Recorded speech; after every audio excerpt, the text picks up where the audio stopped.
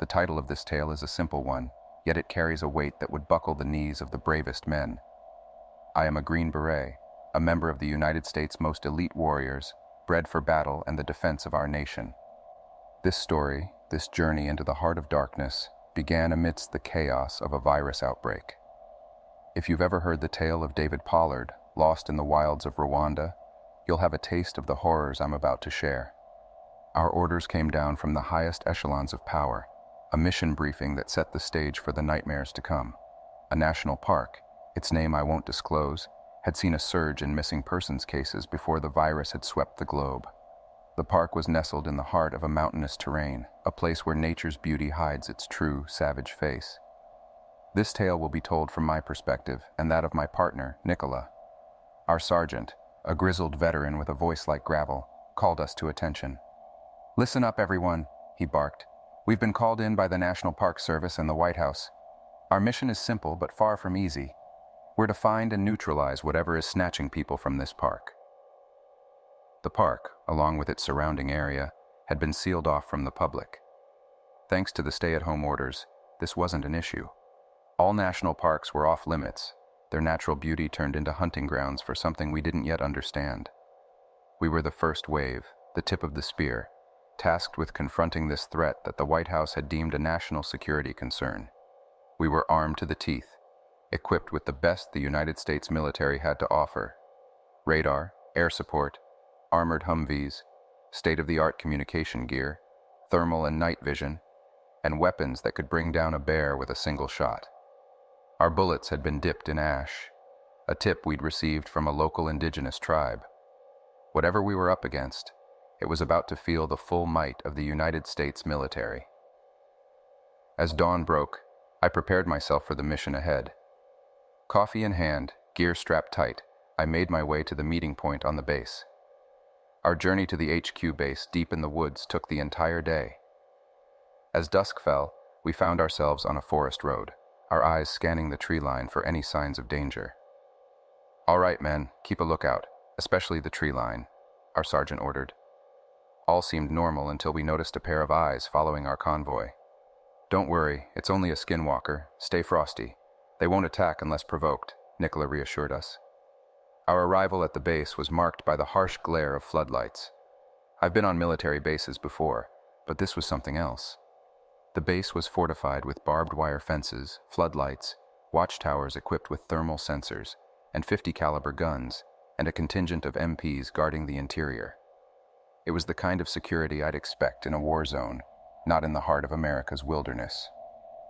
Once inside, we were ordered to prepare for a patrol into the woods. We were to investigate a cabin that a squad of FBI agents had searched.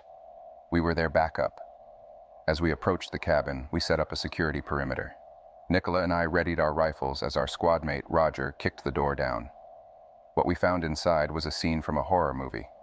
One FBI agent was cowering in the corner, while a tall, skinny creature feasted on his partner.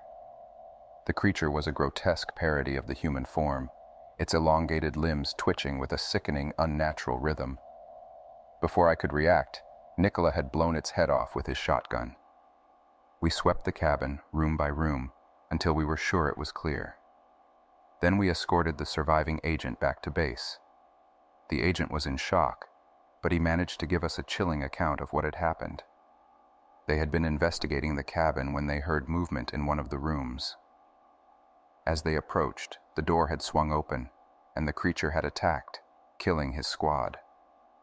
He described how the creature had spoken to him, its voice a guttural whisper that promised a feast of fear. It had smiled as it spoke, a grotesque grin that had sent him spiraling into terror. That's when we had arrived. Our sergeant asked about the missing boy they had been sent to find. The agent's face fell. "We were too late," he said, his voice barely a whisper. "He was already dead when we arrived." The next day brought a new mission. We were sent to investigate a summit where a ranger had reported a terrifying encounter. During an overnight hike, his tent had been approached by a group of faceless men. Their screams were so horrifying that the ranger had been paralyzed with fear and had to be airlifted out the next morning. The area around the summit had seen a rise in missing persons cases, so we set up a decoy camp using the same ranger as bait.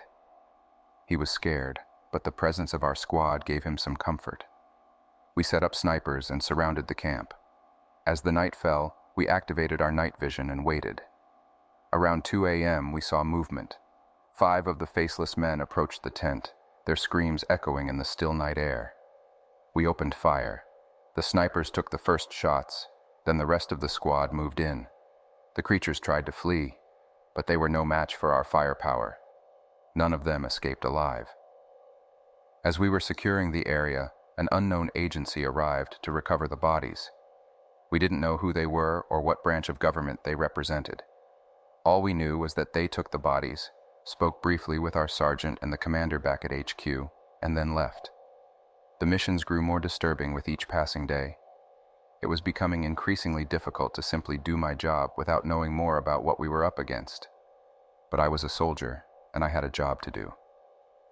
One of the worst missions involved investigating reports of a mutilated deer near a lake.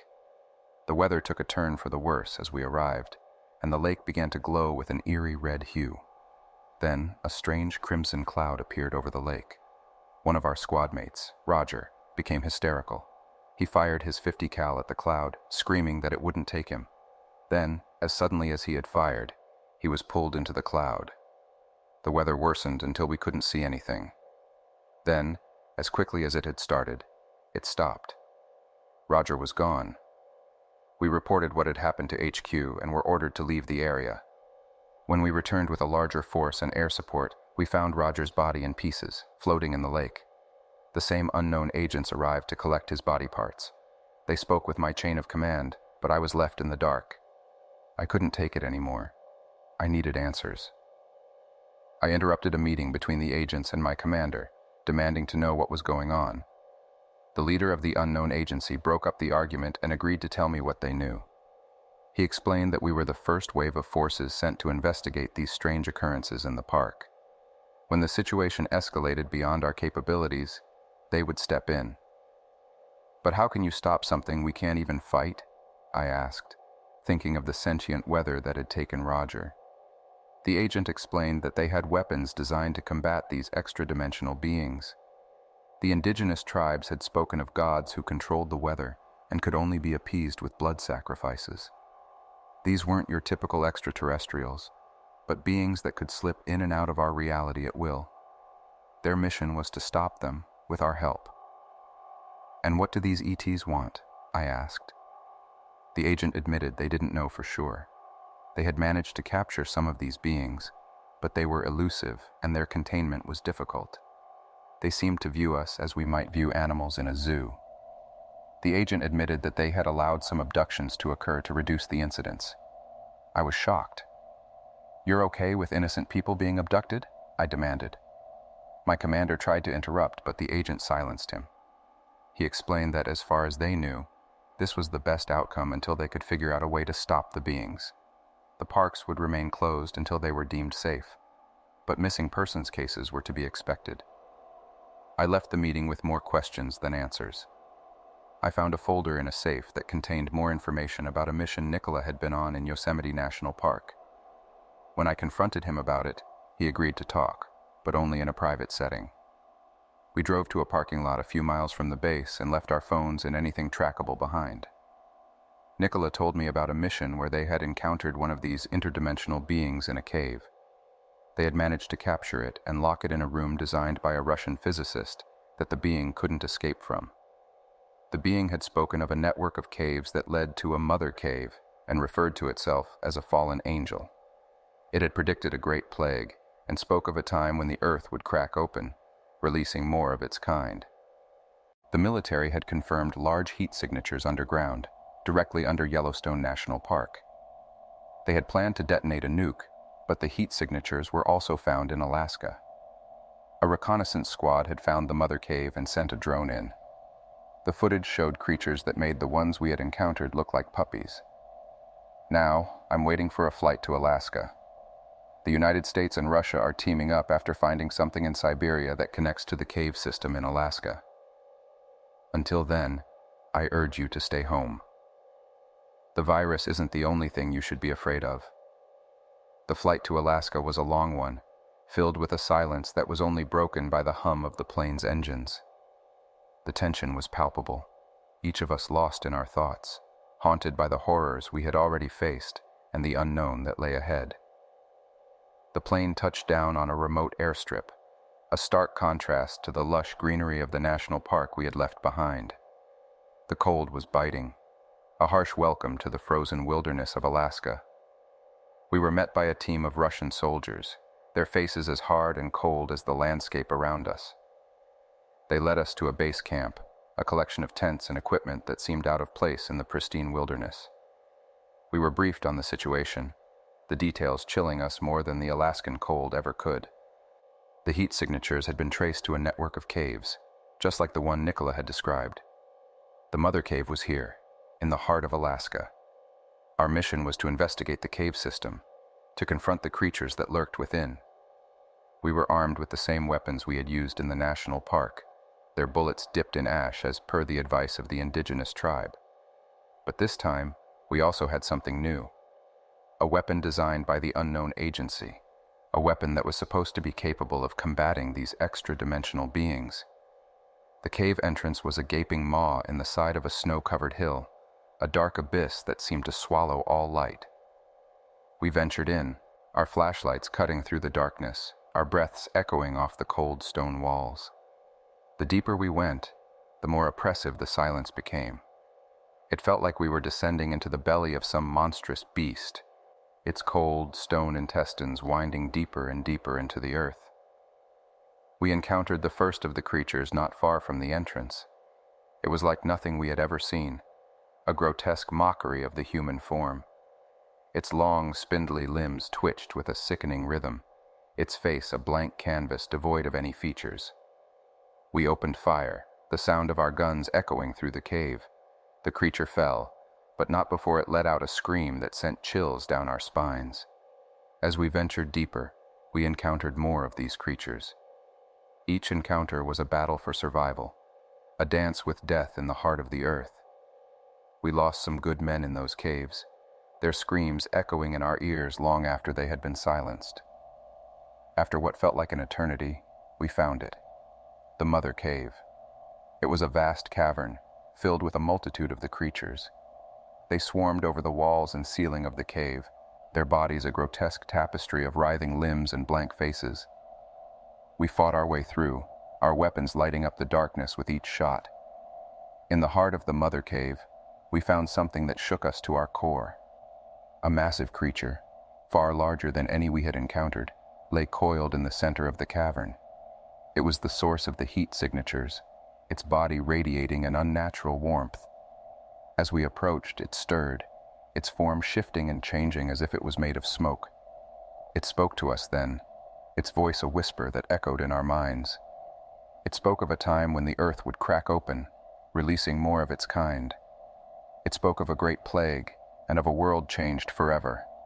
We fought the creature, our weapons lighting up the darkness of the cave. But it was like trying to fight a storm, our bullets passing through its smoky form without causing any damage. It was then that we used the weapon from the unknown agency. It was a device that emitted a high-frequency sound wave, a sonic assault designed to disrupt the creature's form. The device hummed to life, the sound echoing through the cavern. The creature writhed and twisted, its form flickering and distorting under the sonic assault.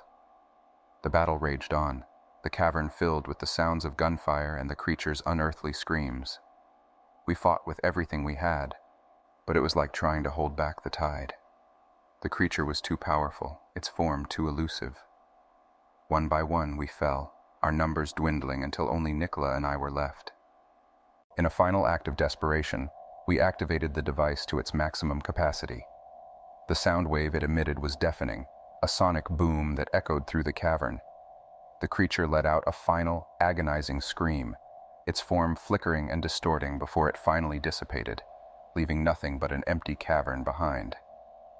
Exhausted and battered, we made our way back to the surface. The Alaskan wilderness greeted us with a cold indifference, the stark beauty of the landscape a stark contrast to the horrors we had just faced.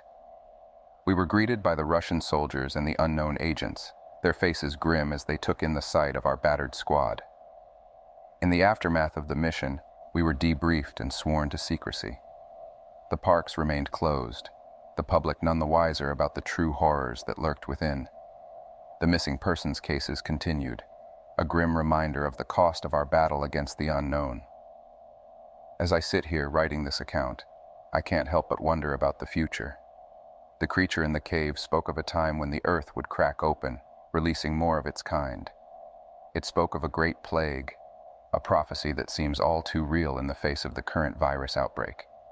I urge you to stay home, to stay safe. The virus isn't the only thing you should be afraid of. There are far greater horrors lurking in the shadows, horrors that we are ill-equipped to face. Until we find a way to combat these extra-dimensional beings, our best defense is to avoid the places they inhabit. Stay away from the forests, stay away from the parks. For now, they are no longer sanctuaries of nature's beauty, but hunting grounds for creatures beyond our understanding. I tried to tell myself it was over. The dark creatures, the echoing cries in those chilling caves, they were behind us. But as days turned into nights, the nightmares began. Nicola and I, though miles apart, shared hauntingly similar visions. Vast underground metropolises teeming with those grotesque beings. Cities that seemed ancient, yet alive, pulsating with a sinister energy. It wasn't just the disturbing imagery, it was the intensity, the realness. I'd wake up feeling the damp cold of those underground chambers, their eerie glow still imprinted on my retinas. The first time Nicola called, their voice shaking, recounting the same visions, I felt a dread settling in. We weren't done. The caves weren't done with us. One evening, as I was trying to drown those visions with a bottle of whiskey, there was a knock at my door. Dr. Eleanor Hartman stood outside, her sharp features illuminated by the dim porch light. I recognized her from TV shows, documentaries on paranormal phenomena, and a few controversial research papers on psychic connections and interdimensional theories. I believe we have a common acquaintance, she began, her voice measured, eyes piercing. The caves.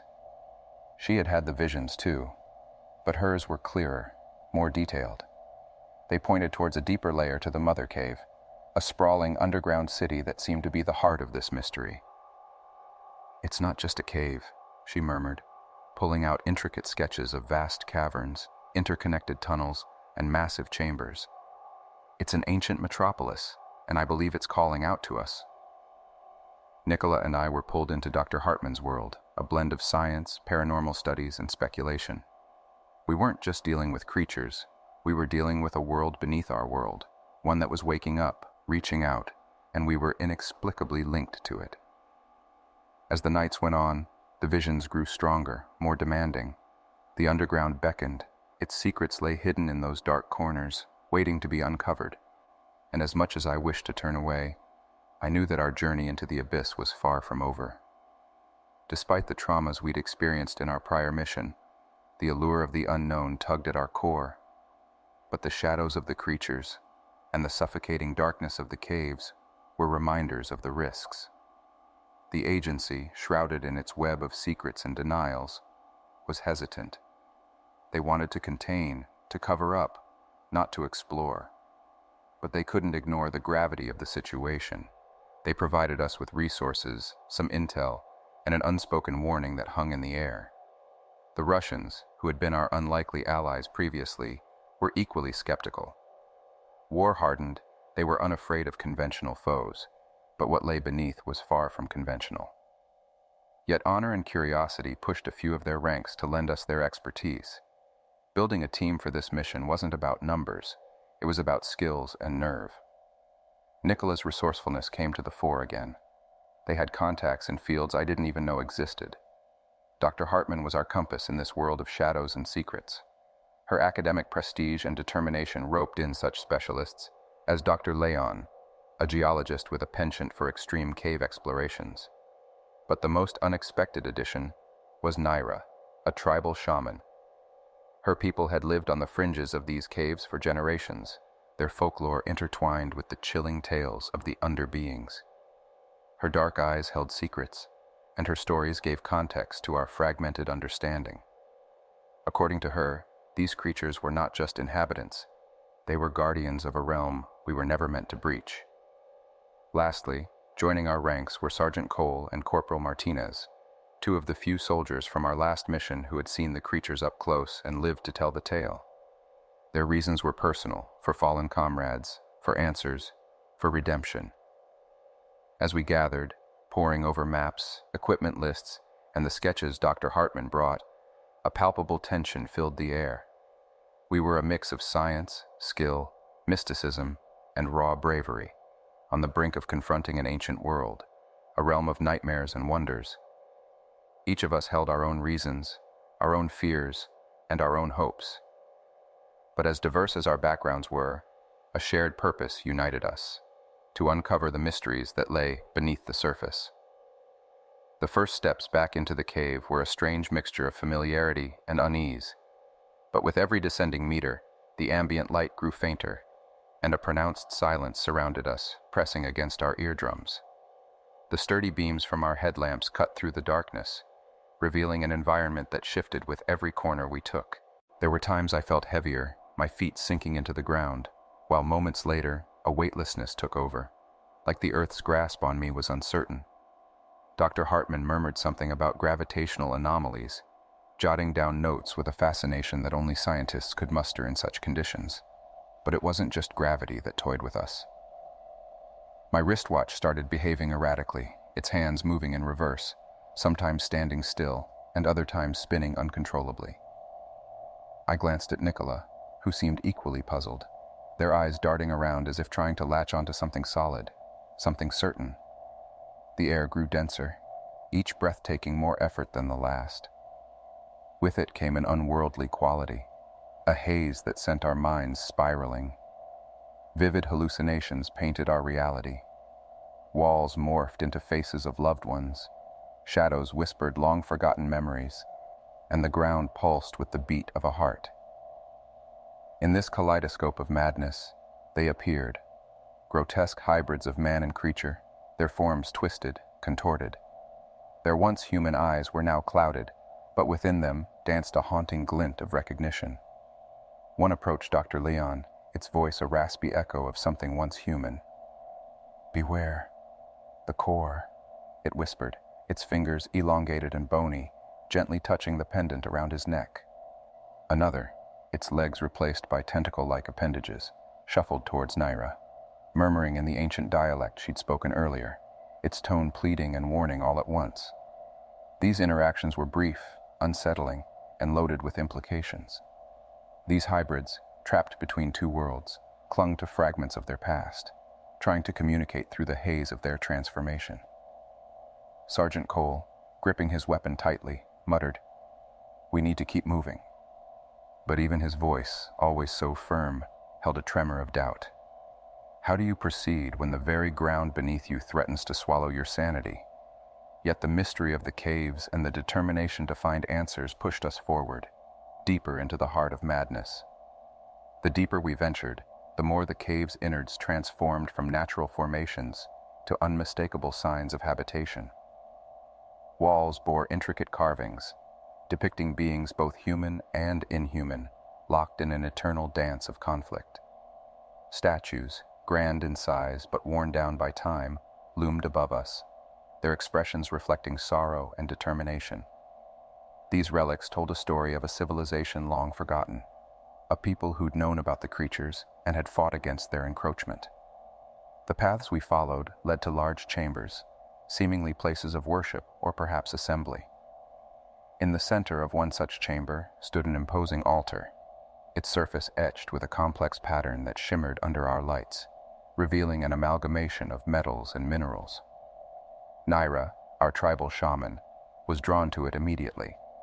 Setting down her belongings, she began to arrange an assortment of artifacts from age-old bones to fragrant herbs in a precise circle around the altar. The air grew colder, charged with anticipation, as she started chanting in her ancestral language. We watched, a captive audience, as spectral figures began to materialize around the altar. Ethereal and imposing, these were the guardians of old, the very souls that had once battled the creatures and had established the prison to contain them. Through Naira, they spoke. Their voices resonated like a chorus, each tone layered with wisdom and pain. They spoke of a time when the bond between man and creature was harmonious. But greed, as it often does, sowed discord. A betrayal from within the ranks of the ancient civilization had led to the weakening of the prison's seal, allowing some creatures to seep into our world. The Guardians emphasized the importance of resealing the rift, warning that the merging of the two dimensions would bring forth chaos and destruction unlike any seen before. Nicola and I exchanged glances. This was far more than we'd bargained for, but we were in too deep now. With the knowledge and blessings of the ancient Guardians, and the weight of responsibility pressing down on our shoulders, we continued our journey, intent on mending the rift between dimensions. The path from the Guardian's chamber was narrower, forcing us to move in a single file. The chilling silence of the cave was occasionally pierced by distant, haunting whispers. Every echo sent shivers down my spine, awakening a primal fear that I'd thought I had long since buried. We hadn't gone far when the ground beneath us trembled. From the shadows, an overwhelming horde of creatures lunged. Their eyes, void of humanity, glinted with malevolence. Caught off guard, we were quickly overwhelmed. Desperate cries filled the air, echoed by the chilling screeches of the creatures. Corporal Martinez was swiftly ensnared by elongated limbs, pulled screaming into the darkness. Dr. Leon, our geologist, bravely wielded her pickaxe, taking down a few of the beasts before being overrun. In the chaos, a particularly large creature, its form grotesquely human yet undeniably monstrous, set its sights on Nicola. Before I could intervene, it had ensnared them, its tentacle-like appendages wrapping around Nicola's form and dragging them away. The immediate horrors combined with vivid flashbacks from my last mission, memories of the unspeakable terror, of friends lost, and the weight of the promise I had made to protect. This promise fueled a newfound determination, a burning desire not only to save Nicola, but also to put an end to this nightmare. With Dr. Hartman and the remaining members, we regrouped. We were fewer now, the weight of our losses evident in each pained glance, but our resolve was firmer. We would delve deeper, confront the heart of this abyss, and hopefully retrieve Nicola from its clutches. As we ventured deeper into the cave, the familiar stony corridors began to give way to something entirely different.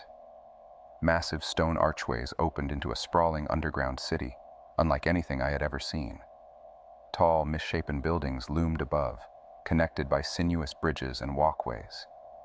Everything pulsed and throbbed as if the very city was alive, its walls shifting and reshaping continuously, creating a disorienting maze. The city seemed to be an impossible blend of ancient architecture and a nightmarish dreamscape. The twisted spires reached for the unseen sky, and roads sprawled out like veins, lit by an eerie, sourceless glow. The very air seemed thicker here, charged with an unsettling energy. Soon it became evident that this metropolis wasn't just a passive setting. It was responsive, feeding off our emotions, our fears.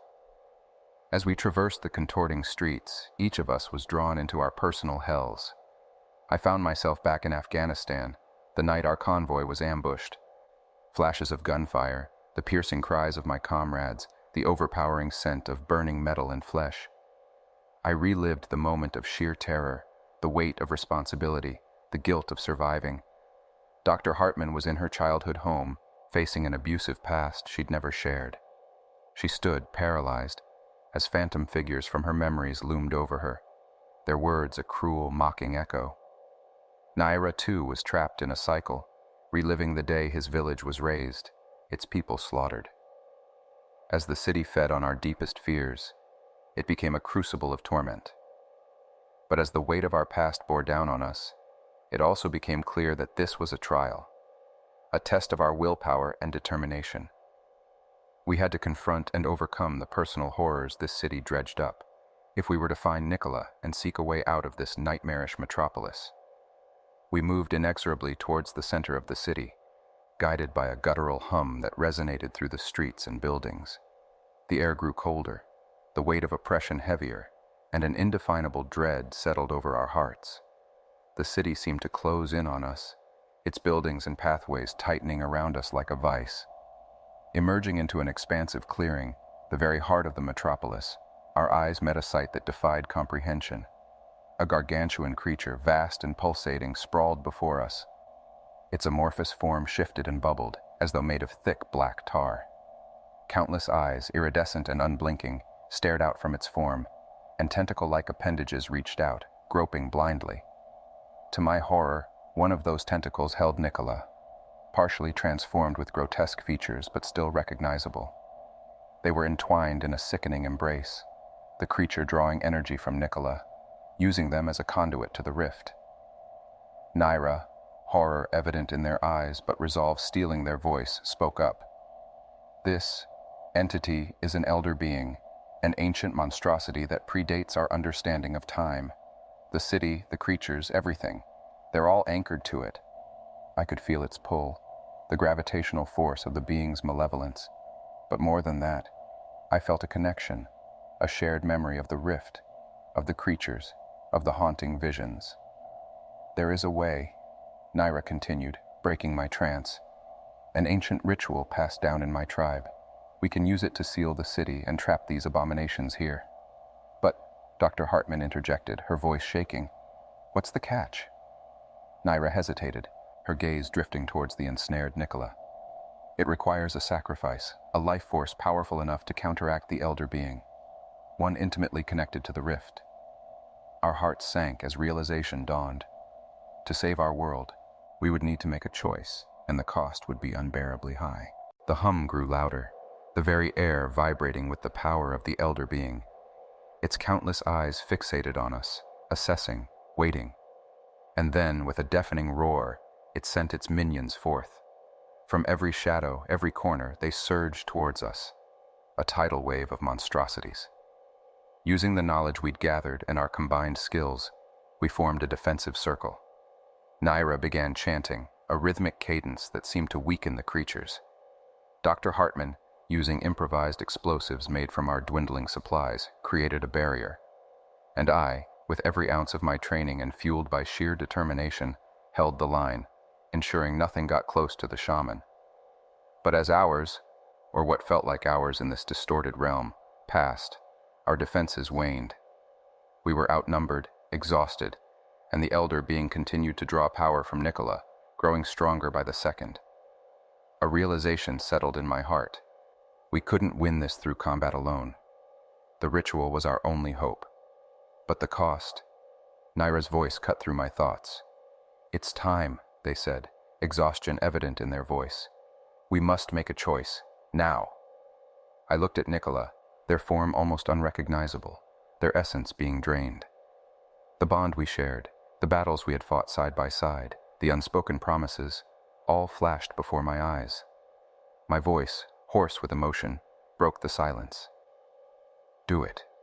Naira nodded, tears streaming down their face as they began the ritual. The ground shook. The sky, or what stood for it in this place, cracked open, and a blinding light enveloped everything. The creatures recoiled, their forms disintegrating. The elder being let out an agonized scream, its hold on Nicola breaking as it was sucked into the rift, sealing it once and for all. As the light dimmed and silence settled, we found ourselves back at the cave entrance, the horrors of the metropolis behind us. But the victory came at a cost. Nicola lay motionless, their sacrifice sealing the rift and saving our world. We had won, but at what price? The weight of the decision, the life I had chosen to sacrifice, would remain with me forever. The battle was over, but the war within had just begun. The immediate aftermath of the ritual was a disorienting blur. The ground beneath us quaked violently, the cacophonous roars and screeches from the abyss echoing with malice and pain. But among those horrifying sounds, one stood out, a gut-wrenching scream of betrayal. Nicola, the sprawling city, the nexus between our world and the realm of these creatures, began to crumble. Ancient stone edifices, statues of forgotten deities, and the twisting labyrinthine streets disintegrated into nothingness. The oppressive atmosphere, which had for so long borne down on us, began to thin, and the distorted gravity that played tricks with our perceptions started to normalize. As the dust settled and the quakes subsided, we found ourselves on a shrinking piece of land, surrounded by a vast abyss. The city had collapsed, but it had also sealed the rift. No more creatures would pass into our world. Nicola's sacrifice ensured that. With the shaman leading, we hastily made our way through the crumbling remnants, jumping over widening chasms and dodging falling debris. Each step was a gamble, each breath a luxury. Emerging into the mother cave felt like a rebirth. Clean air filled our lungs, replacing the thick, hallucinogenic miasma we had been breathing. The weight of the darkness below was replaced by the relative comfort of the familiar cave system. But the scars, both physical and emotional, were evident in every step we took, every glance exchanged. We had barely exchanged words when we heard it, a soft, haunting melody echoing throughout the cave. It was the same lullaby that had beckoned me into this nightmare. It was Nicola's voice. A glimmer of hope surged through me, but Naira placed a restraining hand on my shoulder. "It's a remnant," they whispered, tears evident in their eyes. A fragment of Nicola's spirit, forever echoing in these caverns. We left the mother cave behind, the sunlight on the surface blindingly bright, almost surreal. The horrors below felt like a distant dream, but the emptiness within me, the space where Nicola used to be, was a constant, tangible reminder. We had sealed the abyss, ensured the safety of our world. But the cost was immeasurable. As we emerged from the darkness, the world above seemed forever changed, its colors duller, its sounds muted. The battle was over, but the shadows of the abyss would forever linger in our hearts. Emerging into the world of the living was like a rebirth, but not without its challenges. People went about their business, laughing, working, living, oblivious. The national park was soon reopened, the officials dismissing our prolonged absence as one of those unsolved mysteries. The unknown agency and the Russian soldiers remained silent, a shadowy presence watching from the periphery. The sunlight felt different, almost foreign. Every sound, every rustle, sent me into high alert. But the hardest part was looking into the eyes of those who knew nothing of our ordeal, especially when they mentioned Nicola in passing conversations. Sleep was an elusive mistress. Every time I closed my eyes, I saw the sprawling underground metropolis and heard Nicola's haunting lullaby echoing in the deep caverns. The weight of my decision bore down on me every waking moment. Had I truly made the right choice, one for the greater good? Was the world above really worth the price paid below? Months passed. I tried to reintegrate, to find some semblance of normalcy, but the memories of the abyss kept pulling me back. Dr. Eleanor Hartman reached out frequently, her own trauma evident, but she seemed to find solace in her research. Naira returned to her tribe, her duty fulfilled, but her spirit forever changed. And then, one crisp winter morning, an unmarked envelope arrived in my mailbox. Pulling out the single sheet of paper, the neatly typed words sent a shiver down my spine. "You have sealed one door, but the house has many. We will meet again." Below the text was an emblem I recognized, a representation of the underground city, the nexus between dimensions. The implications were clear. The abyss we had sealed was just one of many. Suddenly, the world felt a lot larger, and a lot more terrifying. The battle might have been won, but the war was far from over. Every shadow held a secret. Every whisper hinted at another rift. And though the weight of Nicola's sacrifice would forever haunt me, the fight against the lurking darkness was a torch I would carry into the uncertain future. Years ago, I served my tenure as a deputy sheriff in the expansive and rustic veins of Oklahoma's countryside. There is a particular memory, an icy recollection from one of those chilling nights that still sends me spiraling back into the depths of my own fear whenever I dare to revisit it. This bone-rattling event, which took place years ago, has forever left an indelible imprint on my life, like a picture etched in the corners of my mind, locked away, but never truly forgotten. Just this past weekend, while rummaging through a dust-covered box of old electronics and tangled cords, I came across an artifact of the past, an old digital camera. Suddenly, like a floodgate ripped open, the memories of that ominous night resurfaced, lashing against the conscious walls of my mind. That night, as I laid in the bed, the images and sounds from that event echoed relentlessly through my head, refusing to let me find peace. At the time, I shared a humble abode with a pair of roommates. One of them was on the brink of a life-changing event. He was to marry a dear friend from my high school days. Their engagement celebration was set to take place on a Saturday, and despite being tethered to my work duties throughout the day, I had promised to join the festivities around 9 in the evening. My anticipation heightened with the promise of rekindling old friendships, especially with Andrea, a flickering flame from my high school past. The day of celebration began uneventfully. The mundane tasks at work didn't stifle the growing excitement within me as the party approached, and I found myself checking the clock obsessively, counting down the hours till I could join the merriment. Then, interrupting the monotony, a peculiar call echoed through my dispatch radio. The dispatcher's voice, tinged with confusion and uncertainty, instructed me to head to a remote town located in the northwestern part of our vast jurisdiction. The call was bizarre and unclear, a woman claiming that a helicopter was circling her house, probing into her privacy with a spotlight. I responded, though dubious, and my curiosity compelled me to hasten my journey, hoping to glimpse this spectacle for myself. The town was a good 20-minute drive from my current location, and as I drove, I could only hope that this mysterious aircraft would remain on the scene. As I neared the town, my patrol car crested a hill, revealing the twinkling lights of the rural settlement below. The caller's home was just beyond the town's edge, nestled within a sprawling expanse of land which bore its own half-mile-long access road, an artery leading straight to the main road. Despite the abundance of overgrowth and trees, I knew I could glimpse the home from the road, and perhaps the intrusive helicopter as well. As I approached, there it was, a powerful beam of light piercing the darkness and washing over the top-floor window of the woman's home. My skepticism was replaced with a palpable sense of reality, and a shiver of fear crawled up my spine. Fearing that the helicopter might see me, I extinguished my car's lights and rolled down the windows as I inched closer to the property. Here is where my reality took an unsettling turn. You see, I had served in the Navy, stationed on a naval air station. I was well acquainted with the resonant sound of choppers, the ear-splitting roar of rotor blades cutting through the air.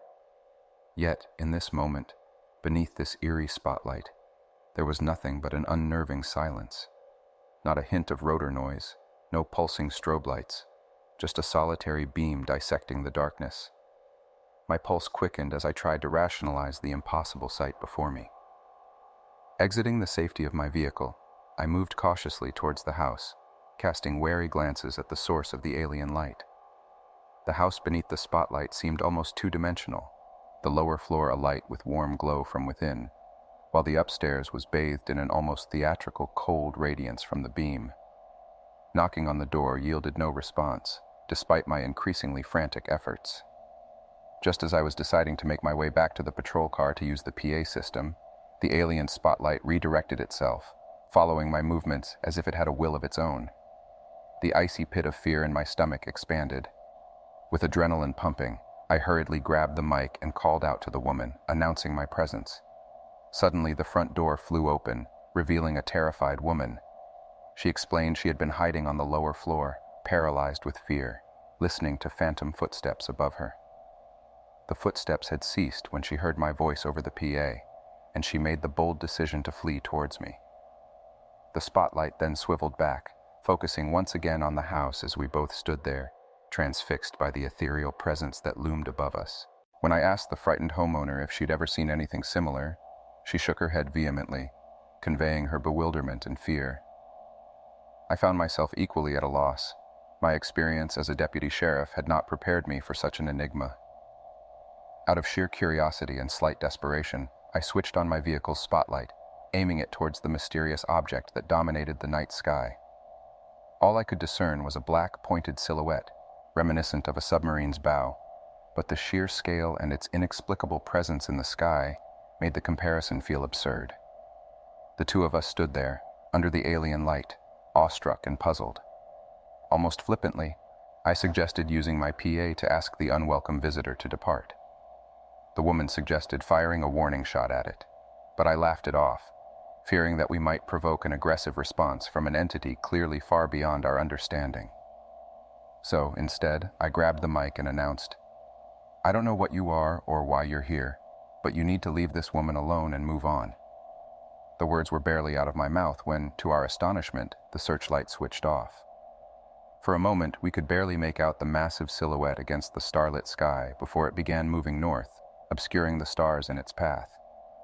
As it disappeared from our sight, a strange sense of relief washed over us. But the woman was still terrified. She had no desire to return to her once safe haven, now tainted by the eerie event. To reassure her, I offered to accompany her inside and ensure no unwanted intruders lurked within. Room by room, we cleared the house, finding it as quiet and empty as any typical dwelling should be at night. I gave her the assurance that she could call us anytime, and we would respond, even if it wasn't me on duty. Feeling somewhat relieved, she thanked me, and I decided to make my way to the nearby town, hoping a stiff drink might help me process the otherworldly encounter. Just as I turned onto the main street, I caught a glimpse of the unnerving beam of light, returned to its earlier target. The sight sent chills down my spine. Remembering the digital camera I'd packed, I resolved to document this uncanny event. Proof, I thought, might protect me from being labeled insane. Once again, I called dispatch, requesting backup and informing them of the reappearance of the mysterious phenomenon. But the nearest unit was 40 minutes away. I decided to brave it alone. The light was as prominent as before, starkly illuminating the house as I arrived. The woman was out of her home, haphazardly packing her vehicle. Her fear had driven her to seek refuge at her son's house, a plan I wholeheartedly supported. After assisting her and ensuring she left safely, I returned my attention to the otherworldly visitor. The camera, a significant investment at the time, though now rendered obsolete by modern technology, was my last hope of documenting the event. My initial attempts to capture the object were unsuccessful, but after tinkering with the exposure settings, I finally managed to capture the submarine-like silhouette. Satisfied that I had tangible evidence, I climbed back into my car and returned to the station. The events of the night had rattled me, and even as I attended to my end-of-shift duties and shared the story with the wide-eyed dispatchers, I couldn't shake off a deep sense of unease. I was prepared to face ridicule and skepticism when I returned to work, but at least I had proof. The drive home was a blur of the night's events, and an undercurrent of foreboding that seemed to grow with every passing mile. Despite my attempts to shake it off and focus on getting to the party, I was gripped by the memory of the otherworldly light and the massive silhouette. When I arrived home, I was a mess, visibly shaken, scratches covering my arm from an inexplicable encounter with a barbed wire fence, and totally off balance. The party was in full swing, and I was met with a barrage of concerned questions and exclamations. Recovering from the initial shock, I decided to tell my story. As expected, there were a few skeptics, including my roommate, who dismissed my tale as a prank. However, I had my trump card, the photos I'd taken. So I led the group upstairs, eager to share the tangible evidence of my extraordinary encounter. Overcome with fear, Andrea and a couple of other girls spoke in hushed whispers about their growing dread, while my roommate stubbornly clung to his skepticism. I connected the camera to my laptop, and as the images loaded, you could see the sheer astonishment etched on everyone's faces. The sequential series of 7 photos showcased the mysterious object in increasing detail, painting a chilling picture of our encounter. Their immediate concern was whether the unidentified entity had followed me home. My honest answer, it could have, only added to their palpable anxiety. When they queried my next steps, I resolved to remain silent about the event and refrain from making the images public. I knew that I didn't want to be typecast as the UFO guy, and my friends seemed to understand my hesitation. In spite of their incessant requests for picture copies, I unplugged the camera and tossed it back in my bag. Their fear was so intense that they unanimously decided to stay in, fearing to venture out alone in the possible presence of the unknown entity. Andrea's concern was slightly different. She was supposed to house-sit her parents' place that night. Their elderly dogs needed attention, and she pleaded with her friends to accompany her. None were willing. Seeing her plight, I offered to stay with her, or even bring the dogs to our place. She opted for the former, arguing against moving the old dogs, and gladly accepted my offer. As we made our way to her parents' house a few miles away, I clung to my bag and service weapon, still enveloped by the eerie sensation from earlier. The house, dark and cold, did little to allay my discomfort. Andrea insisted we share her room, not wanting to sleep alone. Despite the unsettling circumstances, I managed to fall asleep, only to wake alone around 3 a.m. Not finding Andrea in the room, I ventured out and found her outside. She confessed that my story had plagued her thoughts, and she wanted to see the site for herself. I was taken aback considering her initial fright, but her insistence and my underlying feelings for her led me to agree. With a heavy heart, I drove us back to the rural area of the encounter, secretly hoping we'd find nothing. But as we stood by the intersection where I'd passed out earlier, Andrea suddenly screamed. 100 yards away, 3 bluish lights danced above the ground in the open field, rapidly circling each other before advancing towards us. Before we could even react, a bright, blinding light engulfed the entire area, accompanied by a thunderous sound. The next thing I remember was waking up in my truck at dawn, with Andrea next to me, disoriented and uncertain of what had transpired in the past 2 hours. She requested I take her home, a plea I gladly obliged. Exhaustion bore down on me like a heavy shroud, and I longed for nothing more than sleep. After dropping her off at her parents' house, my sole focus was returning home to surrender to the comfort of my bed. Arriving at her parents' house, she stepped out of the truck, casting a longing look in my direction, hoping I'd have some answers. But I was as perplexed as she was. We mutually decided to reconvene at lunchtime to try and decipher the enigmatic events. Driving back home in a state of confusion, my befuddlement intensified when I saw an unknown vehicle in place of my patrol car. My roommate would never dare to move the car without informing me, let alone take it for a spin. It was simply against the rules. I tried to access the house with my key, but it refused to work. Hammering the door to rouse my roommate, an unfamiliar man swung open the door, challenging my presence at such an early hour.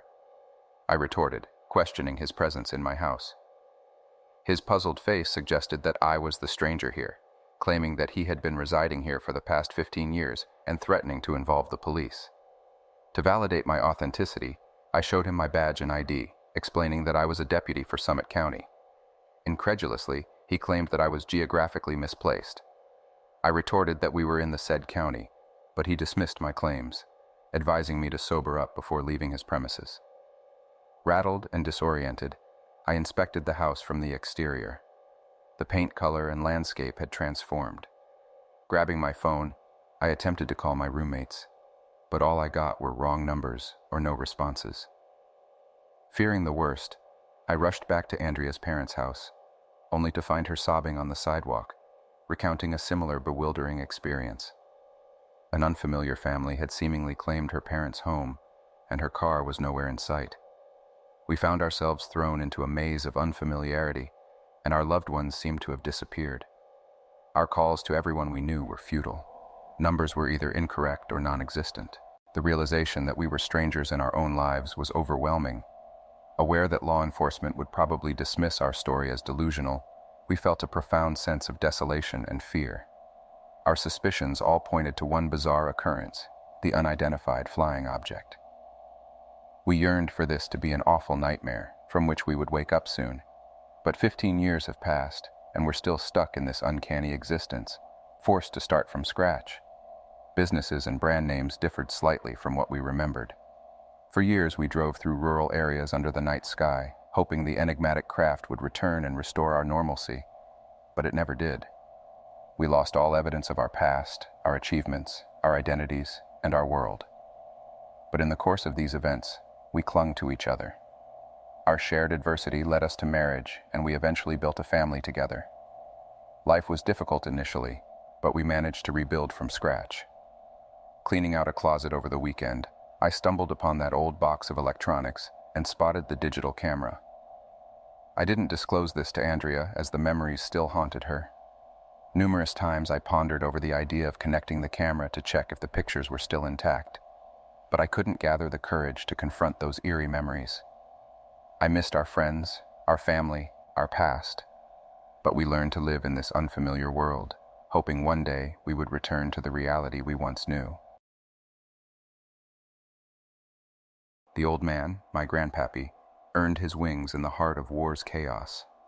The word likable was seldom used around him, but I had an affinity for the enigma that he was. As I stepped into adulthood, I understood his consistent vigilance. He was a soldier in civilian clothes, forever scanning the horizon for potential threats. PTSD, battle fatigue, call it what you will. It left its mark on him. Ma whispered tales of a jovial man he used to be before the specter of Vietnam sucked him dry. I reckon his airborne lineage fueled my fantasies of galaxies beyond, astronauts, and the wild blue yonder. Our sparse conversations invariably veered towards the cosmos. He wasn't just another foot soldier, but a top brass in the military, rubbing shoulders with a few who've kissed the stars, including renowned astronauts. Once, my curiosity pushed me to ask if he ever brushed past a moonwalker. "Stay clear of the moon, son," he retorted. "There's a darkness there you can't imagine." He left us in 04, not taken by war, but by the natural course of life. A couple of moons ago, we decided to breathe new life into the house of my grandparents. The attic, a graveyard of the past, yielded an intriguing find. An antique metallic box. A cornucopia of my grandfather's relics was nestled within, including a military medal, a sheaf of weathered documents, and a photograph of the old man flanked by two strangers. Grandpappy looked to be in his 40s, which pegged the photograph to the 70s. They were swathed in space gear against a setting reminiscent of NASA, albeit devoid of any insignia. Just a monochrome void. A cryptic title, Dawnbreaker, adorned their mission patches. The pieces didn't align. My grandfather, an astronaut, the secrecy surrounding it all, and Dawnbreaker, a mission that eluded public knowledge. This clandestine mission must have been shrouded in layers of secrets. But to what end? The answers lay beneath the documents stacked at the bottom of the box. What I transcribe below may unsettle some of you. To my beloved family, if these words are before your eyes, I must unload a burden I've carried. In 1972, I was not in Vietnam. The truth was forbidden, but if you've uncovered this, it's inconsequential now. In 1965, a select crew of pilots and I were ushered into a covert cadre of space explorers, conduits for the government's secret operations in the cosmos.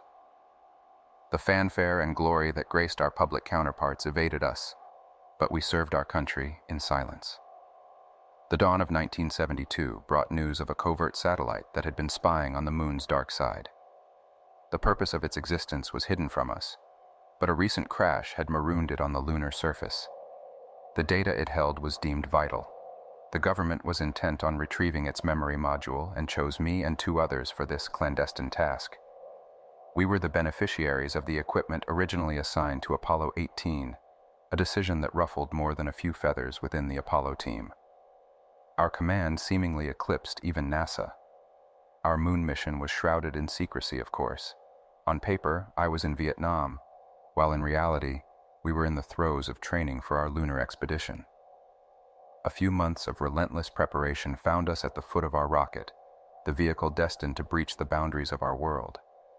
I was anointed the mission commander, with Lieutenant Carver at the helm of the Lunar Excursion Module, LEM, and Lieutenant Ackerman presiding over the Command Service Module, CSM. It was a 3-day voyage to our celestial neighbor.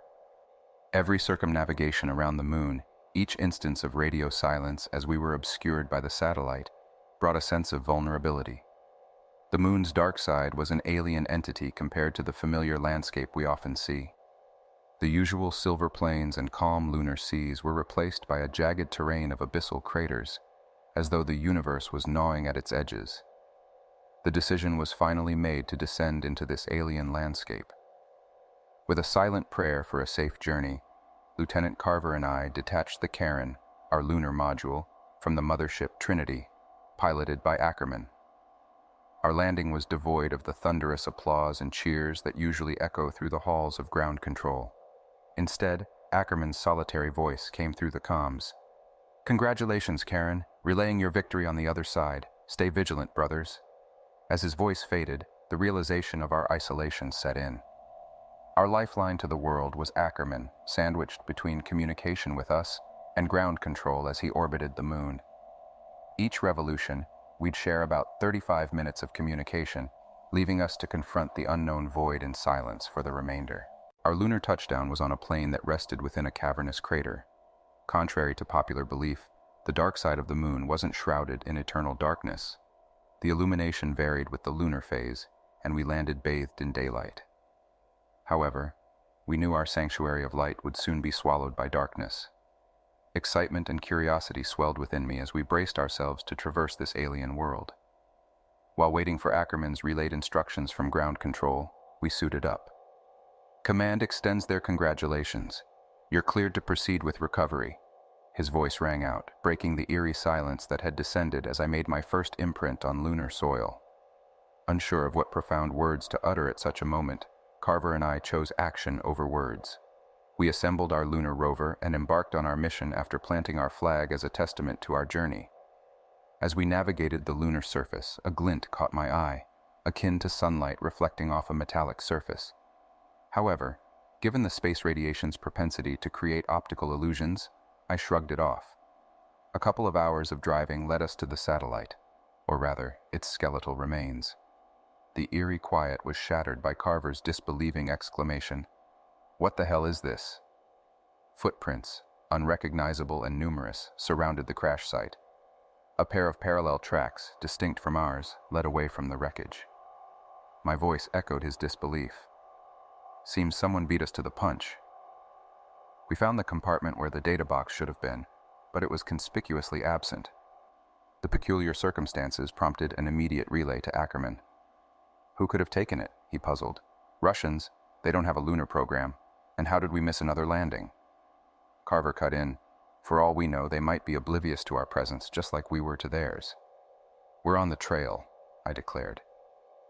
Ackerman questioned our decision, but Carver, despite voicing his reservations, stood by me. The probe's worth was evident from the extreme measures taken for its recovery, and it was imperative we uncover its fate. Ackerman wished us luck, and with oxygen supplies dwindling, we set out in pursuit. Our mystery was soon replaced by a startling discovery: a spacecraft, alien in design and emblazoned with the Soviet Union's flag.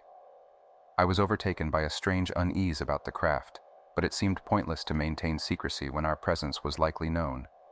Several attempts to communicate, in both Russian and English, were met with an eerie silence. As we neared the spacecraft, the source of my discomfort became evident. It had an air of abandonment, and its interiors were shielded from view. Carver's nervous suggestion to retreat was met with my stubborn resolve to solve this mystery. After some struggle, the airlock yielded, revealing an unsettling scene. The inside was a disaster, coated in a brownish-red substance that I hoped was the remnants of food packets strewn across the floor. Pushing the grim alternative out of my mind, I noted the craft was designed for two. The Russian craft had offered an array of leftovers: supplies, samples, and a lonely spacesuit dangling near the airlock. Its tag was missing, a stark reminder that its partner was still out there, somewhere, and with it, an occupant. Our oxygen levels had reached critically low levels, and we made the urgent trek back to Karen. As we peeled off our helmets and gulped in the much-needed air, a realization dawned on me. "Carver, the wreckage. We didn't pass it on our way back, did we?" His strained reply confirmed my observation. It wasn't there. This puzzling development, once shared with Ackerman, rippled with surprise up to command. As we established a watch system, I found myself staring into the bleak lunar landscape, my imagination working overtime. Sleep came to me in disjointed chunks, disturbed by vivid dreams. The Russian suit, the one I'd seen in their craft, appeared again, sprawled on lunar soil, its occupant obscured by a closed sunshield, but a gut-wrenching sensation told me it was an image I didn't want to behold. Our radio's static silence was broken by a signal echoing from an unused channel the next day. It was a distorted sound, a seemingly vocalized vowel stretched out for 3 seconds and followed by an equally long pause. Each sound slightly different from the last, hinting at its source being live rather than a recorded loop. By this point, our days were plunging into darkness. The once brilliantly illuminated landscape was turning into an alien abyss as the sun began its retreat. Guided by the signal, we found a solitary figure sprawled on the lunar soil. A spacesuit, identical to the one we had discovered in the Russian craft. The sight filled Carver with disbelief while I remained silent, carefully approaching it. As my shaking hand reached out to open the sunshield, the suit stirred, and a gloved hand reached out, grabbing mine. The faint plea for help echoed through our suits. Pomegite. We managed to get the cosmonaut, identified by the patch on his suit as Tarkov, back to Karen. His disoriented state, interspersed with moments of unconsciousness, suggested he had suffered severe hypoxia. His memory, too, was in fragments, leaving us clueless about his mission or what had transpired with him and his crew. An unsettling realization hit me when I noticed our flag was missing from the spot we'd planted it, and there were no footprints either. It was as if it had vanished. We requested a termination of our mission from command, only to be denied, with the retrieval of the probe's data being deemed critical. As we drifted off to sleep that night, my nightmare recurred, waking me up in a cold sweat. The moonlit hours saw Tarkov staring out the window, then standing over a sleeping Carver, mumbling incoherently. I watched him, sleep abandoning me, the unsettling image keeping my nerves on edge. In the morning, we found a map tucked in one of Tarkov's suit pockets. A location was marked with a cross, matching the direction of the flash I'd seen the first day. We had to investigate. Keeping my mistrust of Tarkov under wraps, I urged him to stay behind in Karen, while Carver and I set off in the rover. Once we were out of the short-range radio's reach, I shared my suspicions with Carver. With each step towards the marked spot, our unease grew. The probe's disappearance, Tarkov's amnesia, the missing flag, and now this. It all felt unnervingly connected. We knew we couldn't risk taking Tarkov back with us. Our craft wasn't built for an extra passenger. And the uneasy feeling lingered that Tarkov knew this too. As dusk fell, the lunar landscape was thrown into stark relief, casting long, eerie shadows. Following the map's lead, we came upon an enigma that boggled my mind. A three-sided structure, around 10 feet tall, completely smooth, and as dark as the vacuum of space itself. "What is this?" Carver murmured, his voice barely above a whisper, shrouded in an unmistakable tremor. We inspected this bizarre pyramid-like object from all angles, capturing images with our onboard cameras. Suddenly, Carver's sharp exclamation broke through my helmet's radio. "What the hell?" Wheeling around, my heart skipped a beat at what stood a mere 20 feet away. There, ominously erect, was a spacesuit we had seen in the Russian spacecraft, the one with the missing name patch. But it was the suit's contents, or the lack thereof, that filled me with dread. The sunshield was open, revealing an absence. The suit stood upright, yet it was vacant. Before the shock could fully sink in, a garbled voice crackled over the radio. "You don't belong here." It drawled in an unnaturally deep, distorted tone. In the next instant, a blinding flash momentarily robbed me of my sight. When I blinked my vision back, the suit had vanished. The chilling experience left Carver on edge. Screw this mission. Screw NASA. Screw the Army. Screw the damn satellite. I want out, now. Without a moment's hesitation, we bolted for the rover and sped towards Karen. We reached Karen in the veil of lunar twilight, with the darkness fast swallowing the remaining light. The airlock door was ominously ajar, and standing outside in his suit was Tarkov. In our haste, we had forgotten about him. As I approached him to explain our encounter, I noticed his hand concealed behind him, but it was too late. Tarkov lashed out with a sharpened rod, hitting me. Dazed, I fell, only to see him engage in a brawl with Carver when the ringing in my ears subsided. Gathering my wits, I charged at Tarkov, launching us both some distance away. He was swift, climbing atop me, his fingers closing around the lever of my helmet. Summoning my remaining strength, I struck his helmet with a sharp rock, cracking his visor. As the last of his air was sucked out, I managed to grab the rod and stand up. He lunged at me again, but I stabbed him in the chest. He collapsed onto me, his final breath carrying a warning. "He is not your friend. Follow the voice." Upon checking Carver, I found his suit punctured at the thigh, the vacuum hungrily drinking his lifeblood. Inside Karen, I discovered that our first aid kit was missing. I managed to stem the flow, but he needed proper treatment, which was impossible without a medkit. Carver, even in his agony, remembered. There was a medkit in the Russian craft, wasn't it? Agreeing to his suggestion, I made the arduous journey back to the Russian lander, my mind fraught with dread. The empty spacesuit was now absent from the lander, sending a chill down my spine. I grabbed the medkit and bolted. Tarkov's last words echoed in my mind, gnawing at my sanity. "He is not your friend. Follow the voice." Against my better judgment, I tuned my radio to the frequency of the unintelligible signal we'd been receiving. It was still active, and seemingly stronger in a particular direction. As if driven by a force beyond my understanding, I followed the signal's lead. The source led me to a small crater, roughly 30 feet across. I switched my helmet's light to its maximum intensity as I peered into the unknown. My heart pounded in my chest as I prepared myself to uncover what awaited me in the heart of the crater. Rooted to the spot, I was consumed by a paralyzing horror, my gaze fixated on the abhorrent sight before me. In the heart of the crater lay a rectangular slab made of the same material as the pyramid, and sprawled atop it was a contorted figure. His limbs twisted in ways that defied nature. The cavities where his eyes should have been stared up at the darkened sky, empty and haunting.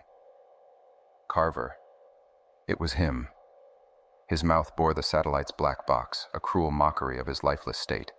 I took the box and bolted, haunted by the horrifying realization. Carver was dead, and whatever was back at Karen wearing his face was something else. Tarkov's words echoed chillingly. "He is not your friend." Back at Karen, Carver, or whatever was masquerading as him, was still there, bleeding but alive. Tarkov's body was gone. It spoke in Carver's voice. "Miller, are you all right?" I kept up the pretense, concealing my knowledge of its deception. "Yeah, I've got the kit," I replied. It couldn't know what I had seen. I treated the entity's wounds, staunching the bleeding. I buckled it in, strapping myself in next.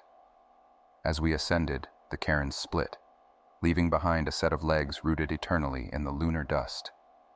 The engine's roar was only drowned out by the deafening silence inside my helmet. The minutes of ascent and rendezvous stretched into what felt like decades. A scream threatened to tear my throat apart, but I suppressed it. It couldn't find out. The will to lose consciousness was strong, but I resisted. I had to save Ackerman. Upon docking with Ackerman in Trinity, his fear was palpable, yet dwarfed by my own. He was oblivious to the horror wearing Carver's skin. I shoved him away from the docking tunnel as Not Carver followed. I closed the tunnel and secured it, cutting off Not Carver from us. Ackerman was livid, demanding an explanation. I screamed back, warning him about the imposter. The weight of my revelation broke him, and he wept. As I moved to undock Karen, my gaze met Not Carver's one last time. His eyes were smooth, as black as the night, staring back at us. He emitted a screech, inhuman and bone-chilling, cut off by the sound of Karen detaching and drifting into the void. Our return journey to Earth was silent, the air heavy with unspoken dread.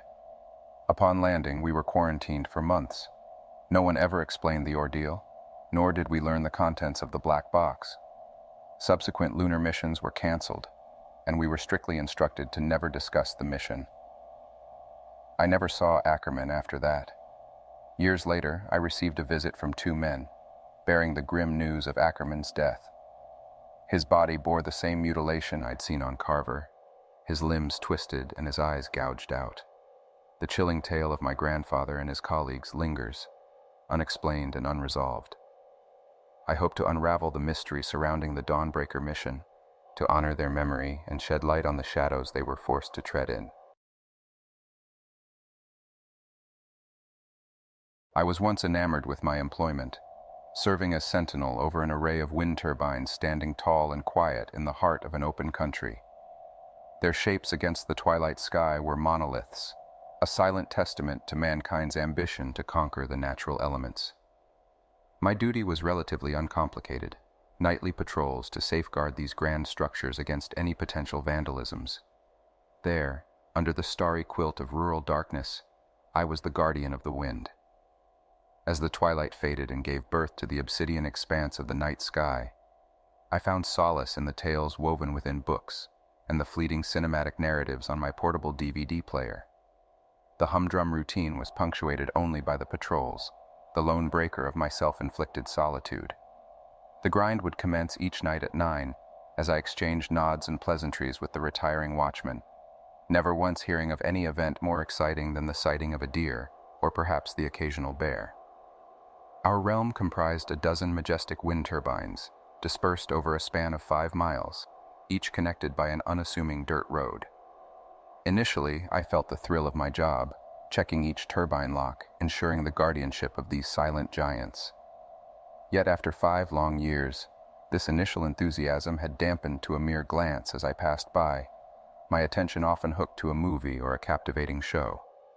One day, time was not my friend. Hastening to the wind farm, a gnawing thought persisted in the shadows of my mind. Racing to the watchtower, the evening report was snatched and the routine was set in motion, all while the dying twilight cast long shadows upon the ground.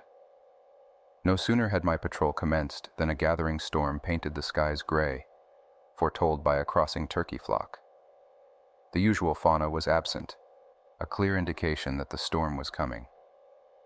My return to the main building concluded the first round. I nestled into my seat, the dulcet tones of Die Hard providing a comforting distraction until sleep washed over me.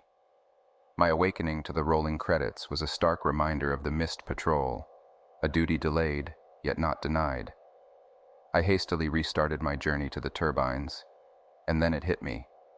The flashing signal of my fuel gauge was an unwelcome guest, a result of my forgetfulness to replenish the car's lifeblood. I cursed myself, but held on to a sliver of hope, believing I had enough to make it through the night. In and out of the rounds, my gaze kept reverting to the depleting fuel gauge. My job offered no leeway for abandonment.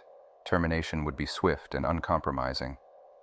Despite the temptation of a quick dash to the nearest gas station, the threat of an unexpected inspection by my rather disagreeable boss kept me on my toes. His insincere check-ins were notorious, a veiled attempt to ensure our unyielding presence on the site. Perhaps if he made an appearance tonight, I could ask him for some fuel, potentially dissuading him from conducting these unwelcome surprise visits. As the second installment of Die Hard played on, I carried out my patrols under the nagging drizzle that had escalated to an aggressive rainstorm, reminiscent of the biblical deluge. Visibility was a fleeting luxury, and I found myself crawling across the muddy dirt road, swerving around puddles that swallowed the road whole. Suddenly, right in the heart of a veritable pool, my car let out a dying gasp.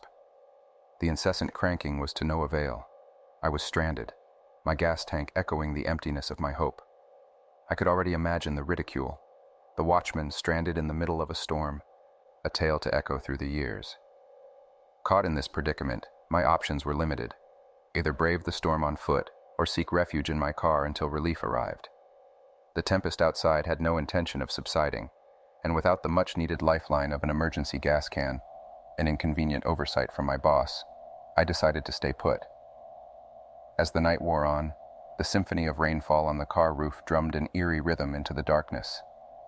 My mind, devoid of distraction, began to play its own games. A faint melody escaped my lips, my tuneless whistling filling the void. Just then, my gaze was drawn to the rear-view mirror, where I could have sworn I saw a pair of eyes staring back. A swift turn revealed nothing, yet the surge of adrenaline prompted me to lock the doors, a futile defense against the invisible threat. My fear amplified my off-key whistling, yet my gaze was inevitably drawn back to the mirror. Still, there was nothing. I couldn't help but chuckle at my paranoia, allowing myself to lean back and rest my eyes. I don't recall slipping into slumber, but I do remember the deafening silence that woke me. The rain had ceased, leaving an unsettling quietness. I rolled down the window, leaning into the eerie silence, straining to hear anything amidst the darkness. Silence reigned, with not a breath of wind stirring the dormant giants. The nearest turbine, a towering sentinel, stood motionless, its usual lullaby absent. Startled, I realized 4 hours had slipped by while I slept. The menacing storm clouds had retreated, yielding to the moon's radiance. It wasn't full yet, its luminous display enough to cast a haunting play of shadows amidst the encircling trees. Such nights always evoked a sense of profound admiration for my rural Pennsylvanian abode. Lost in this twilight tranquility, a tug-of-war ensued within me. To stay inside my trusty Jeep, or brave the captivating night. A quick glance at my wristwatch revealed that in just under 4 hours, my relief would arrive. Would he be perplexed to find me missing? It seemed wiser to have him fetch gas rather than stumble upon me stranded on his inaugural round. My mind thus resolved, I seized the flashlight from the glove compartment, eyeing the handgun that lay beside it. Choosing to trust the silent night and its indifferent fauna, I left the gun behind. As I stepped out, my foot found home in a sprawling puddle, a cold sensation seeping past my ankle and filling my shoe. I chose not to engage in a futile hopping attempt and closed the door behind me. Guiding my way through the puddle, my flashlight landed on the nearest wind turbine, number 5, equidistant from either end of the dirt road. I decided to venture forward, initiating my nocturnal expedition. The squelching of my sodden shoes was the sole interruption to the serene silence that ruled the night. It felt eerily tranquil, accompanied by nothing but the blanket of darkness and the countless shadows cast by the trees. My flashlight's beam revealed numerous pairs of silent eyes watching me, their owners shrouded in the darkness. It felt as though I was walking up the aisle of a church, searching for my seat under the watchful gaze of its silent occupants. Pausing for a breather, a soft squishing sound echoed from behind.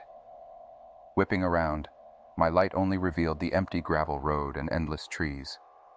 The absence of a tangible threat gnawed at me, filling my imagination with monstrous figments. As I hastened my pace, the squishing sounds of my shoes echoed louder in the deafening silence. Cutting through the woods seemed tempting, potentially saving me time, but the prospect of navigating the dense wilderness under the moon's deceptive glow dissuaded me. To ease my frazzled nerves, I tried to whistle a cheerful tune, only to be met with a haunting echo that reminded me of a chilling children's song from a horror movie. Midway through a verse, I stopped as I heard another soft footfall behind me. Turning around with my flashlight this time, my mind didn't play tricks on me. A pair of large red eyes stared back at me, their eerie glow intensified by their 8 feet elevation from the ground. The monstrous silhouette stood camouflaged behind a tree, its gaze enough to send chills down my spine. You'd think I'd pause and analyze the situation, perhaps identify the creature or figure out a way to face it. But no, I ran as though the devil himself was on my heels, clutching my flashlight like a lifeline. I found an uncharted well of speed within me. Terror can be quite motivating. The crunching of gravel and the ominous footfalls behind me grew louder, yet in that moment, salvation appeared. A wind turbine, towering like a beacon in the darkness, lay ahead. The urgency of the situation made me sprint harder towards it, the monstrous footsteps seemingly inches away. Fear and adrenaline played a cruel game with my mind, imagining myself to be a cartoon character dashing away in a cloud of dust. Reality, however, had other plans. The sounds of pursuit were closer than ever, and all my attention was consumed by the giant structure in front of me. Recalling the security code, I knew I had one chance to enter it correctly, or meet my grim fate. My heart pounded as I drew nearer, every second bringing an imminent threat of capture. In a desperate move, I threw the only object I had, my flashlight, behind me, earning a muffled thud and a low growl. The predator was closer than I wished to know, but I refused to look back. My heart pounding in my chest, I reached the turbine's door, input the code, and pulled the heavy door open, ready to face the unknown within. Barely inside, I slammed the door shut with all my might. Yet in the split second before it latched, an enormous set of digits invaded the doorway. A forceful yank from me, met with a strain threatening to rip my muscles apart, propelled the door towards closure. The behemoth fingers, reminiscent of oversized bratwursts, bristled with fur and grotesque claws. A violent slam crushed them between the door and its frame, followed by a monstrous howl that echoed through the night. Exhausted, I collapsed on the chilly metal floor, each gasping breath replaying the terrifying scene. The haunting memory was as clear as an HD playback on loop. Those mammoth hairy fingers, the unyielding door, and the unbearable sound. My mind swirled with questions. What was that monstrosity outside? How long could this hollow metal tower safeguard me? Would anyone ever find me? A shudder ripped through me as I contemplated the possibilities. As I slowly started to regain composure, a thunderous pounding on the door startled me, its violent resonance pulsating through the turbine structure. I sprang up, looking frantically for a way out. My prison's only escape lay through the clutches of the monstrous entity outside. A sudden ray of hope hit me when I spotted a ladder climbing into obscurity, illuminated sparsely by occasional lights along its side. Was I to wait for the creature to break through, or face the terrifying climb up into the unknown? The deafening sound of another series of blows against the door made the decision for me. Tentatively, I started the ascent, stepping carefully to avoid slipping due to my drenched shoes. After a small mishap that left me on the floor, a jolt of renewed fear spurred me to climb with newfound determination. My confidence grew with every rung, but my stamina dwindled, and I soon found myself out of breath. As I paused to recuperate, I looked upwards and downwards, with both directions inducing a dizzying sensation of vertigo. To make matters worse, I spotted several safety harnesses hanging uselessly below. Despair gnawed at me, but the persistent thumping on the door reminded me of my grim situation. I forced myself onwards, climbing with sheer willpower until I reached the top. Emerging from the ladder, I found myself in the generator room, cramped with massive machinery. A small walkway led to a hatch that opened to the outside world. As I secured a safety rig onto myself, I opened the hatch to welcome the dawn's orange glow. The morning wind howled against me, threatening to topple me over, reminding me of the storm that had now passed. Summoning my courage, I leaned over the edge, hoping to spot any signs of my relentless pursuer. Below, the world was alive with the morning light. As I was about to retreat indoors, a movement caught my attention. The creature had emerged from the turbine's base, appearing tiny yet formidable. Its presence threw me back into my dilemma of escape. In a desperate attempt to find a solution, I scanned the generator room. Among the myriad controls on the wall, a radio stood out. A small thread of hope began to twine itself around my exhausted heart. I wasn't entirely alone in this ordeal. I pushed a button on the radio, triggering a shrill alarm, and hurriedly pressed it again to silence the piercing sound. With a mix of desperation and hope, I tried another button and was met with the buzz of static. "Hello? Can anyone hear me?" I called into the microphone. After a few failed attempts, my boss's voice finally crackled through the speaker. "What in the world are you doing in one of the units?" he asked. I fumbled for an excuse, then said I would rather not discuss it over the radio.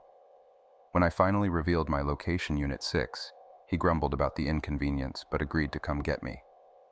The relief was short-lived, as a chilling sight met me when I glanced outside. The creature was scaling the turbine exterior, a horrifying image that would forever be etched in my nightmares. As the creature's monstrous figure advanced, terror took over. I quickly retreated inside, slamming the hatch behind me, and unfastened my safety line. The descent down the ladder was swift, though not without risk, as the adrenaline-fueled descent had me nearly slipping more than once. Safe on the ground level, I was about to catch my breath when the distinct sound of the creature pounding the turbine echoed down the hollow structure. With the creature's thunderous assault providing a cover, I slipped out the door, scooping up a few loose strands of brown hair that had fallen to the floor. The ominous silence that followed sent a chill down my spine. But before I could analyze it further, I noticed plumes of smoke rising from the turbine. Panic overrode my senses, and I sprinted towards my Jeep, only to almost collide with my boss's car. "What on earth?" my boss exclaimed as he got out. He seemed oblivious to the nightmare that had just transpired, but his attention was soon drawn to the burning turbine. When the creature didn't materialize, I wasted no time hopping into his car, begging him to drive. The rest of the journey back to the main building was a nerve-wracking ordeal, punctuated by my constant fearful glances behind us. As we parked in front of the building, my boss reminded me that I'd have to answer for the burning turbine. I excused myself to retrieve my car, left abandoned due to a lack of gas. I spent the rest of my day lying on the break room couch, trying to make sense of the horrors of the night. When a coworker woke me with the news of my car's retrieval and a summons from the boss, I knew I had a decision to make. Without a second thought, I opted to walk out the door, leaving my job and the horror behind. The subsequent news about a bear carcass found in the turbine fire confirmed my suspicion that the company would hold me accountable for the expensive loss. However, disclosing the truth would likely lead to my confinement in a psychiatric ward. Either way, my story risked going unheard. But then, I found an organization interested in unexplained phenomena. Armed with the brown hairs I had collected from the creature, I walked into their office, knowing that someone was finally ready to listen to my ordeal. Have you ever stood at the precipice of opportunity, teetering between the realms of plausibility and outright absurdity? Gazing down into the abyss of an offer so tantalizing it beckoned you closer with its siren song, only for the harsh echoes of reality to remind you, when something seems too good to be true, it probably is. Here's an adage we've all heard, and yet, like a moth drawn to the flame, we keep repeating our mistakes. Here I sat, 9 grueling hours deep into this seemingly eternal shift, my eyes glued to the monotonous humdrum of security feeds, all the while wrestling with the nagging question, why on God's green earth did I fall for an offer that seemed too good to be true? I suppose hindsight is always 20/20ths, isn't it? I recall the moment when the bait was dangled before me. There I was, caught between a sea of dank memes on Reddit and the humdrum list of local job postings. A peculiar position caught my eye, a security gig so simple it was essentially a paid lock-in. The promised compensation was a staggering $37 an hour. Naturally, the skepticism kicked in. The position seemed straightforward enough. Watch over the empty corridors of a company too obscure to register on Google, make sure no one made off with their staplers, and play the Good Samaritan if things went south. But the silence about what the company actually did was louder than a thunderclap. Still, the lure of a potential $300 payday was a siren song I couldn't resist. I decided to roll the dice and toss my resume into the ether. An eerily prompt response arrived, a call from a private number barely an hour after I'd applied. The voice on the other end belonged to a jittery man named Samuel Thompson. The conversation was less than confidence-inspiring. The man couldn't decide if he was head of security or HR, and his tone was equal parts stress and worry. Yet my stubborn optimism held the wheel, pushing aside the red flags flapping furiously in the wind. The conversation went something like this. "David," Samuel's voice wavered on the line, "I'm calling about your application." "All right," I responded. "What about it?" I prompted, as the man had lapsed into an uncomfortable silence. "We'd like to invite you for an interview," he finally coughed up. "Could you perhaps swing by in a couple of hours?" I was taken aback. This was either a well-crafted scam or a company desperate to fill a position pronto. I figured if the latter were true, I might leverage the situation to my advantage. So, I agreed to show up, deciding to Google the address before heading out. If anything felt off, I resolved to bail. Fast forward a couple of hours, and I was pulling into the gravel parking lot of a nondescript property in the city's industrial district. 2 buildings, their facades unmarked except for minimal signage, stood ominously in the midday sun, supposedly the home of my potential employers. I parked my trusty 2002 Toyota Corolla and stepped out into the eerie stillness, something about the atmosphere gnawing at my senses.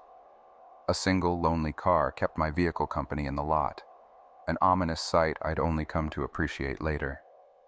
The office building was uninviting, as if reluctant to disclose its secrets. As I stepped through the entrance, I noticed the reception desk was deserted, a thin layer of dust settling on the fan blades. No email address had been shared on the job listing, and Samuel's call had come from an anonymous number, leaving me unsure about my next move. I let myself idle in the desolate lobby, taking in my surroundings. A formidable security shutter system, a line of chairs flanking coffee tables strewn with outdated magazines, and 2 ominous hallways extending from either side of the entrance gave the lobby an eerie atmosphere. One hallway was dominated by an ominous, heavy metal exterior door, dented as if by 1,000 fists. This sight instilled an unsettling feeling within me, like an icy hand clutching my heart. The hallway's doors housed small windows, their view obstructed by dark cloth. And I found myself struggling to recall the exact details of the other hallway. My normally keen attention to detail was failing me. Behind the receptionist's desk was another corridor, its length leading to a T-intersection, doors flanking either side of it. To my left, a humble brown sign directed me to a small room, signposted as the security office. After a few moments of waiting, the front door burst open, and in rushed a man who introduced himself as Ethan Mitchell, the head of human resources. His manner was jittery and his speech rapid, giving off an aura of nervous energy that was almost contagious. As we shook hands, I noted the moist sheen of his palms, further evidence of his apparent anxiety. "I'm sorry to keep you waiting, David," he began, pausing momentarily before plunging into the heart of the matter. It seemed they were in a rush, desperately needing a new security guard as the previous one had abruptly quit that morning. Their urgency was such that they were willing to skip the regular recruitment process if I was available to start work immediately. The promised salary was generous, an enticing $37 per hour. The only prerequisite was my signature on a non-disclosure agreement, which I hastily signed after a cursory glance. Ethan, seeming relieved, swiftly ushered me into the security office for a brief orientation.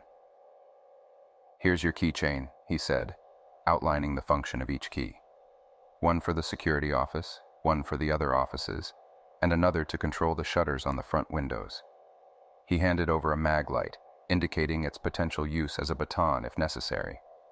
My primary duty, as he explained, was to monitor the camera feeds from the office, and there was no need for patrols due to the lack of a partner. He handed me a badge to wear on my shirt, further instructed me to lock the front door and the gate, and oddly, to ignore the other exterior doors, as well as the offices down the long hallway. Before leaving, he pointed to a white binder on my desk bearing the company logo. "Read that during your shift," he said, looking somewhat uncomfortable at the mention of it. Before I could ask any further questions, Ethan hurriedly left the office, got into his car, the only one in the parking lot apart from mine, and sped off.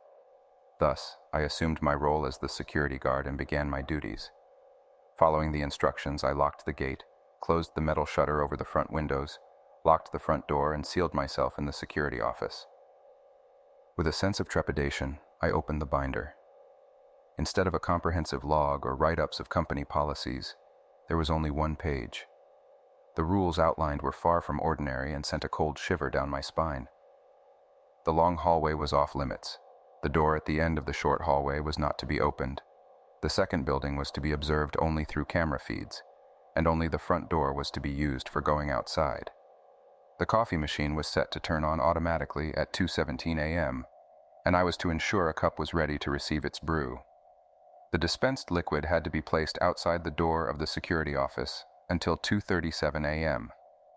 If I heard a female voice from an indeterminable point within the building, I was not to enter the room on the left of the short hallway unless the voice invited me to do so.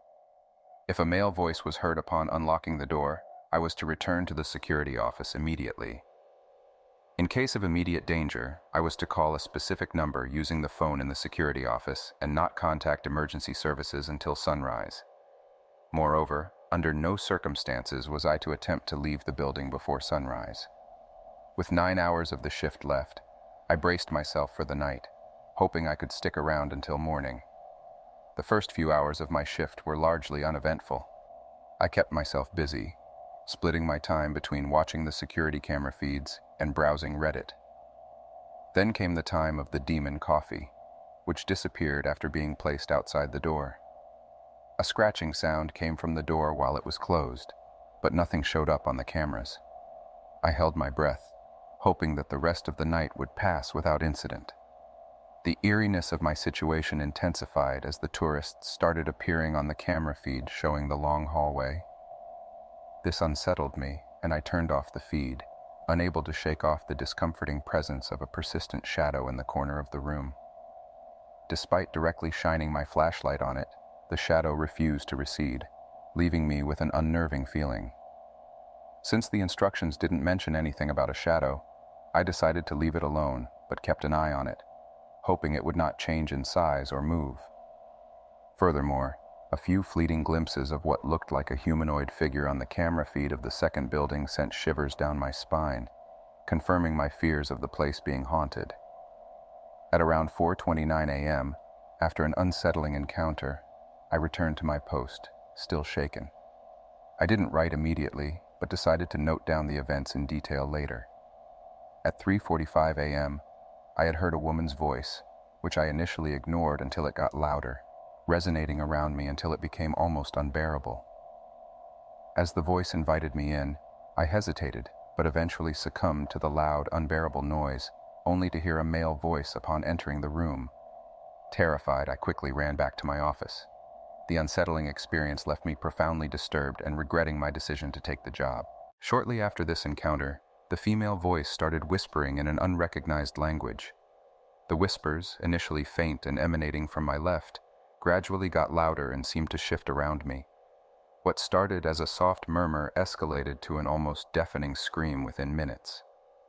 Unable to bear the loud screaming, I unlocked the door, and the noise ceased as soon as I opened it.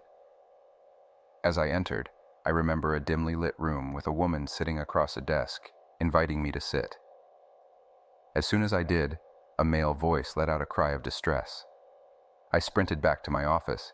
The memory of what happened afterward was blurry. At exactly 4:01 a.m., a chilling, inhuman scream echoed through the lobby, accompanied by an unidentifiable, inhuman figure on the camera feed. The entity appeared larger than a human, evoking a fear so profound that I doubted if I would ever sleep again. The creature sprinted from the long hallway into the lobby and dashed to the exterior door at the end of the short hallway. As it futilely attempted to breach the door, it began sprinting in the hallway outside the security office, its horrific screams echoing throughout the building. Its gaze fixed on the camera, and even without eyes, I felt the intensity of its stare. It looked at me with an alien emotion, curiosity that quickly morphed into an intense hatred. A fear gripped me as I realized it wished for my demise, unrelenting in its pursuit. Suddenly, it turned away and charged towards the office door, battering against it with an unknown number of arms. Its screams grew louder, echoing its frustration of being unable to get to me. However, at 4:02 a.m., the cacophony abruptly stopped, leaving an eerie silence behind. Mustering courage, I checked the camera feed for the long hallway, finding it devoid of any presence. The door, surprisingly, was undamaged. To be certain that the monster was gone, I called the emergency number from the office phone. After a long time, someone named Samuel Thompson picked up the phone. Before I could explain, he interrupted. "Let me guess, it's a screamer?" His nonchalant reaction caught me off guard. "He comes out at the same time every night, stays for exactly a minute," he explained. I found his casual response unsettling. I pondered on his words, wondering what had happened to the previous security guard and what awaited me. Post Thompson's abrupt hang-up, I found myself facing an unsettling silence. The oppressive presence of the shadow in the corner was somewhat dampened by its unchanging state. Deciding to hold off any personal breaks to the nearest cafe, I determined not to step outside the office until the end of my shift. The remainder of the evening was loaded with tension, with the spectral figure from Building 2 intermittently flashing into view, only to dissolve as soon as I attempted a direct glance. In a disquieting series of events, the camera began to reveal portions of Building 2 that I was certain had not existed before. A door down the hall started to sporadically open and close on its own, giving me a jolt every time. At precisely 5:55 a.m., and at every following odd minute, the long hallway would appear on the screens, prompting me to shut them off in haste. A few feeds seemed to show a blurred face at the far end, a ghostly specter lost in the depth of the hallway. As dawn approached, I noticed a discrepancy between the wall clock and my phone, with the latter lagging by about 16 minutes. To avoid any potential encounters with the spectral entities responsible for the building's anomalies, I decided to wait till the slower device indicated the end of my shift. I kept a chronological log of the events that occurred in the final hours. At 6:30 a.m., Camera 4 displayed an uncanny doppelganger of myself in the lobby. The figure abruptly vanished as I attempted to rationalize its existence. At 6:57 a.m., the heavy door at the end of the short hallway rattled violently for around 20 seconds. At 7:13 a.m., the chair at the receptionist's desk toppled over, only to upright itself untouched by 7:15 a.m. At 7:30 a.m., a mysterious hallway appeared on camera 16, its location inexplicably outside the structure of Building 2. By 7:50 a.m., alien symbols, seemingly etched into the dust on the receptionist's computer screen, were visible. These cryptic symbols vanished by 8 a.m., along with the menacing shadow in my room as daylight began to creep around the window shutters. Upon the end of my shift, I yearned to hastily exit, only to be stalled by something in the long hallway catching my attention. Despite my attempts to ignore it, I was drawn to look.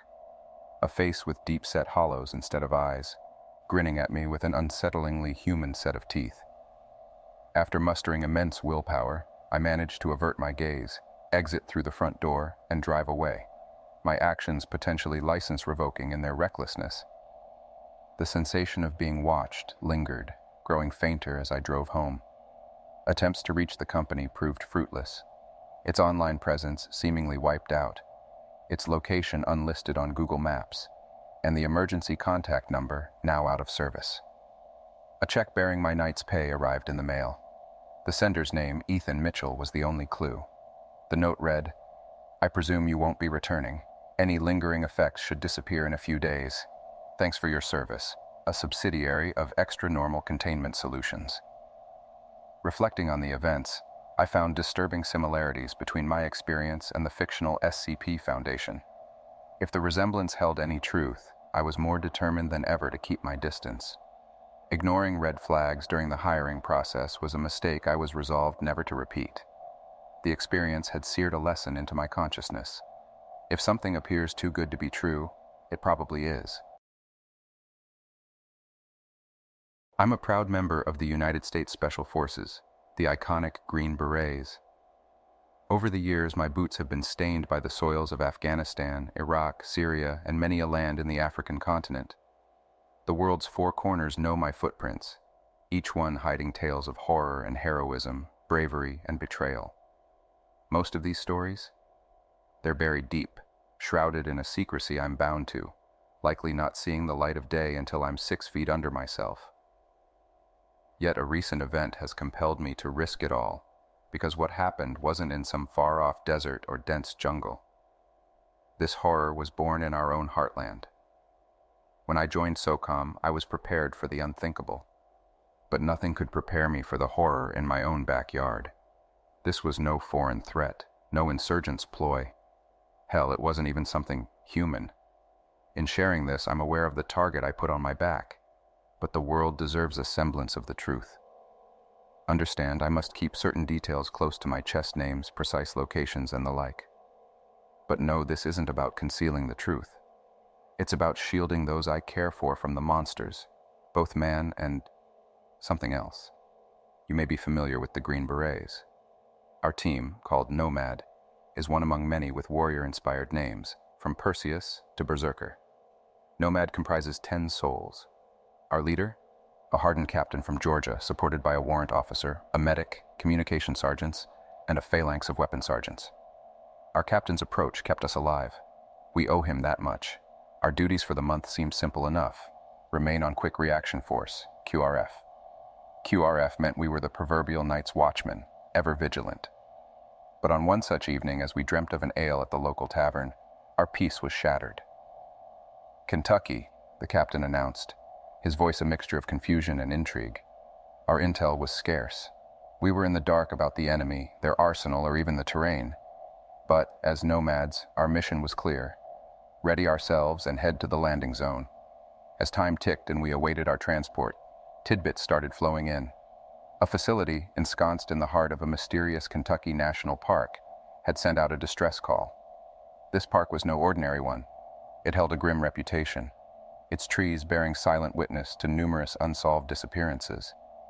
The very trails that once echoed with the laughter of campers were now sealed, haunted by the past.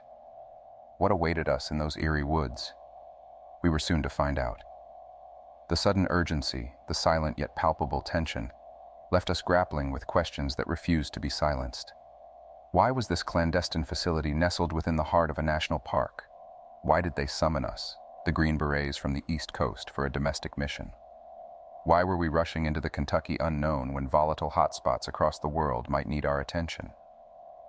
The captain, the pillar of our team through countless operations, shared our concerns, assuring us that the scant details he provided were all he was privy to. But his eyes betrayed him. We'd fought side by side for years, and I knew that man inside and out. There was more he wasn't telling us. When the 160th SOAR Night Stalkers, an esteemed aviation unit with 4 decades of history, swooped down to transport us, we were unsurprised to see the Black Hawk. But the arrival of 2 armed escort birds raised eyebrows. We were in America's heartland, not some war-torn desert. Their presence painted an unsettling picture. The journey, though swift thanks to the Night Stalker's prowess, felt interminable. Inside the throbbing belly of that bird, a cacophony engulfed us, making conversation nearly impossible. Still, I noted the captain, lips moving, engaged in what appeared to be a private communique on a discreet channel. Curiosity piqued, I managed to glimpse some scribbled words over his shoulder. Mass casualties, unknown OP4, no blue forces. Touching down in an eerily deserted parking lot beside a ranger station, we alighted in sync, assuming defensive positions as the helos vanished into the night. Nomads, stand by. Our captain's voice cut through the silence, instructing us to secure the perimeter as he approached the ranger station. There, he was met by a middle-aged park ranger, Ranger Fletcher, his weathered features and receding hairline hinting at years of service in these treacherous woods. Outfitted with our GP-NVG, the quad night vision optics, and PQs mounted atop our rifles, we had an advantage over the encompassing darkness. We became denizens of the night, its secrets laid bare before us. Yet the forest ahead shimmered, an uncanny, fluorescent dance that was more disconcerting than comforting. The captain, returning from his brief, keyed into our communication line. Nomads, we're heading into a mass casualty scenario. The enemy remains unidentified, but initial intel indicates extreme close-range danger. There's no allied force on site. If you spot anyone from our side, they've gone rogue. He then turned to Ranger Fletcher. Anything to add? The ranger hesitated, a chill creeping into his voice. I've heard a barrage of gunshots emanating from those woods. Whatever you boys do, stay together. This forest ... It has a way of turning men against each other. A murmur of unease ruffled through our ranks, with one of our medics snickering, "Well, that's heartwarming." Our captain, unflinching, responded, "Eyes sharp, cover your brothers. Let's dive into this abyss." And with that, we advanced, the weight of unknown horrors bearing down on us. Each of us performed our unique ritual of readiness, and as I exhaled, the icy chill of the night was replaced by the heavy foreboding of what awaited in the tree line. The mood was palpable. Even our usually stoic medic, in a bid to fend off his apprehension, slapped his helmet, hyping himself for what lay ahead. Our captain, ever the sentinel of our souls, drew from beneath his combat shirt a small crucifix necklace. I watched as he pressed it to his lips, perhaps whispering a silent prayer, before guiding us into the abyss of the forest. Marching behind him in a staggered column, our vigilant eyes pierced the void, the gentle hum of IR lasers playing over the vast wilderness. But while our sensors were alive and active, the forest itself was deafeningly silent. Normally, any forest would be a cacophony of ambient noises, the song of the crickets, the distant cooing of night birds, the rustle of nocturnal creatures. But this forest? It was dead silent. A silence so profound I could hear a teammate breathing a few meters ahead. The realization hit us. The woods, this ancient entity, was silenced by a fear greater than our own. Was it fear of us, or something else lurking in the shadows? After what felt like hours but must have been minutes, the captain signaled a stop. We found ourselves facing a foreboding metal chain-link fence. 4 of our weapon sergeants and our ever-hyped medic immediately assumed a defensive position, their backs to us, eyes scanning the depths of the forest. The captain, another sergeant, and I approached the gate. A sign screamed at us, "No trespassing." Behind the barrier lay a gravel path leading to a lone guard shack. The captain tried signaling, hoping against hope that someone, anyone, would respond.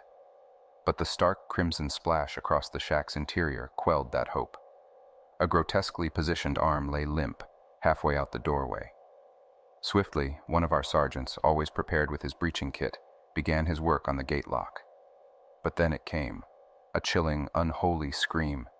It was the sound of a woman, her cry filled with anguish, intertwined grotesquely with a gargled growl, as if an animal was being tortured. The cry echoed, its origins indeterminate, but its intent clear. An eerie, low-pitched undertone accompanied it, a sound that seemed to crawl beneath the skin. Even our bravest, those who had faced down death countless times, were rattled. Our Brooklyn-born medic, a behemoth of a man, visibly shuddered. Once I'd seen him use his very finger to plug a bleeding wound, his face unflinching. Now his eyes darted, searching, fearing. "What in God's name was that?" he murmured, his voice barely a whisper. Another sergeant, clutching his M46 tightly, responded with a dark chuckle. "Feels like we've stepped straight into a horror flick." But amidst our collective dread, one figure remained resolute. The captain. His stance unwavering, eyes sharp, he readied us for the next step into the unknown.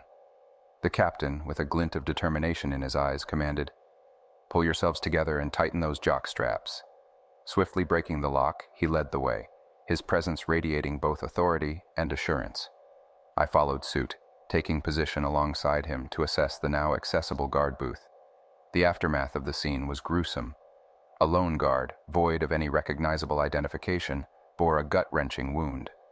No gunshot, but an enormous hole, reminiscent of being impaled by a massive lamppost. Trying to conceal my shock, I stifled a gasp, but the image was burned into my memory. The captain, visibly disturbed by the sight, spat disdainfully on the grass, rallying us once again. "Keep your eyes sharp and your heads down," he instructed. We then proceeded, forming a structured column, each man knowing his position, each step measured and deliberate. Our comm sergeant soon relayed our position, his voice a beacon of connection amidst the looming uncertainty. But one thing gnawed at me. If he was communicating our location, who had the captain been conversing with earlier? Soon, the dark mysteries of the facility began to unravel. Floodlights punctuated the perimeter, revealing a grim sight. Guards, all brutally mutilated, their armor and weapons bearing witness to a fierce combat. Their last stand had been valiant, but the onslaught they faced was overpowering. Our captain's voice cut through the tension. "Nomads, assemble!" In perfect synchronization, we converged on the entrance, navigating the chaotic aftermath of the lobby. A mangled scene of furniture and victims welcomed us. A civilian staff member, her life brutally extinguished, served as a chilling reminder of the violence that transpired. The comm sergeant's observation only deepened the weight of our mission. "She was unarmed, sir." Our path led us through double doors to a pristine porcelain corridor, its sterile nature dramatically contrasted by the grotesque aftermath of violence. Dead guards, their lifeless eyes staring into the void, bore testament to a savage attack. The flickering light from below beckoned us towards the basement. Descending, the architecture morphed into a T-shaped hallway. The center path extended deeply, culminating in reinforced doors, while both ends of the T seemed curtailed. Notably, the rooms adjacent to the hall appeared surprisingly intact, their resilient wire glass barriers pockmarked but unbroken. Our resident expert, the comm sergeant, noted the oddity. "This has to be ballistic glass." The medic, inquisitive as always, responded, "Why didn't they seek refuge inside?" Our captain, ever the realist, remarked, "It seems they faced a surprise, but from within." Though the medic tried to retort, the hallway's bloody devastation demanded our full attention. It was evident, the heart of this mystery lay deeper within the facility. The lab's interior painted a grim tableau. Mutilated guards lay scattered among spent shell casings, their last moments marked by a desperate struggle. The white lab coats worn by the technicians were no longer pristine but stained deep crimson, testaments to a chillingly violent end. It was a sight that could make the sturdiest of souls waver. We all felt it, a profound realization that this massacre was the work of something or someone that killed without discretion. With a determined resolve, the captain initiated a rolling T formation, guiding us into the depths of the horror-ridden corridor. My position was to the right, a gunner stationed centrally, and another teammate flanking the left. Our progress was systematic, mirroring our training despite the harrowing circumstances. But as we approached the end, we were faced with sealed doors, accompanied by an eerie absence of any form of ingress. A trail of dark, coagulated blood snaked its way from beneath them, a chilling indicator of what might lie beyond. As the captain's gaze settled on an electronic pad to the right of the doors, intrigue flashed across his face. "A hand scanner? Never thought I'd see one outside of movies," he murmured. Taking a calculated risk, he toggled a secure communication frequency, only to be met with silence. His resolve never waning, he turned his attention to the fallen guard nearby, noting aloud, "Got a hand right here." As the reality of using the deceased guard's hand dawned upon us, the tense stillness of the corridor was shattered. A sudden crashing sound erupted from a nearby lab door. All eyes turned in its direction, weapons at the ready. The captain, ever the epitome of leadership, approached the door first.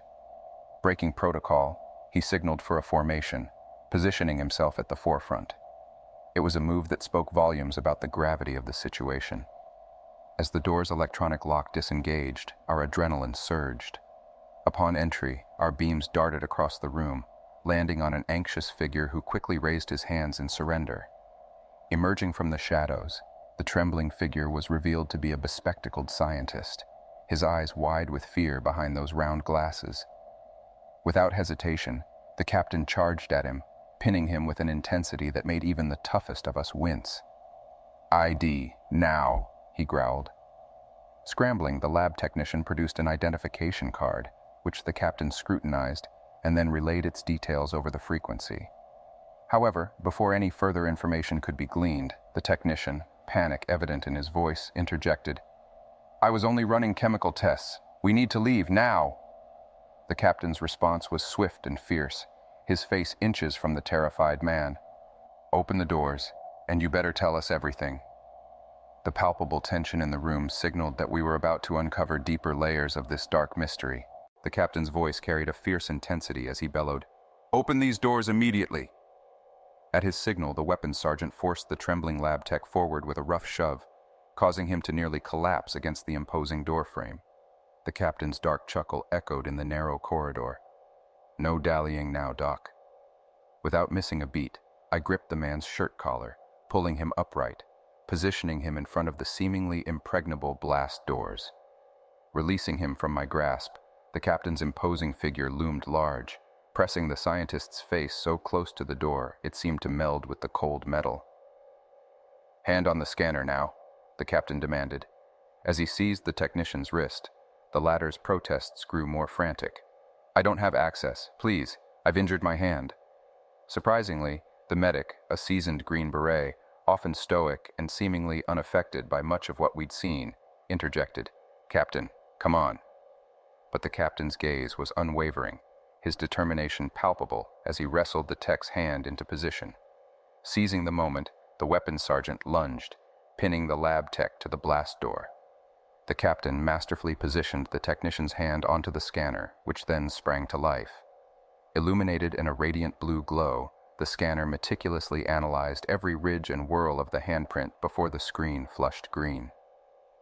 The once formidable doors began their mechanical retreat, unveiling the chamber behind. As the massive doors creaked open, a panorama of chaos unfurled before our eyes. Flashing emergency lights bathed the room in a disorienting, pulsating red, revealing the gruesome remnants of what had transpired. Glass shards, mingled with a strange blue liquid, and the lifeblood of several guards, pooled ominously at the entrance. Without hesitation, the captain roughly yanked the technician to his feet. "Recognize them, Doc? Acquaintances of yours, perhaps?" He propelled the man into the chamber, causing him to slip on the treacherous concoction of glass and fluids. As we followed suit, the horror of the scene took full shape. The extent of my previous encounters with the grim facets of humanity seemed to pale in comparison to what lay before us. Rows of ominous glass cylinders, reminiscent of grotesque aquariums, lined the walls. They were surrounded by an intricate web of monitors, hard drives, and other unfamiliar tech. Amidst the carnage was evidence of a struggle involving at least 24 guards. Yet the most chilling sight were the contents of those tubes. Humanoid forms, suspended and transformed, their features distorted by whatever malevolent process they had endured. The captain, fury evident in every line of his posture, threw the lab tech against one of the tubes. The sound of breaking cartilage echoed hauntingly in the vast space. "Well, Doc, which one is it?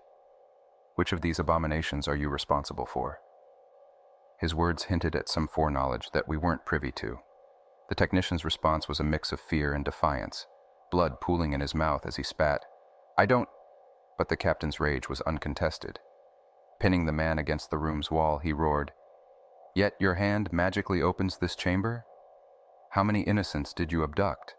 What unspeakable experiments did you conduct on them? And which one managed to break free?" A chill ran down my spine as the realization dawned on me. This wasn't just a room of scientific experiments gone awry.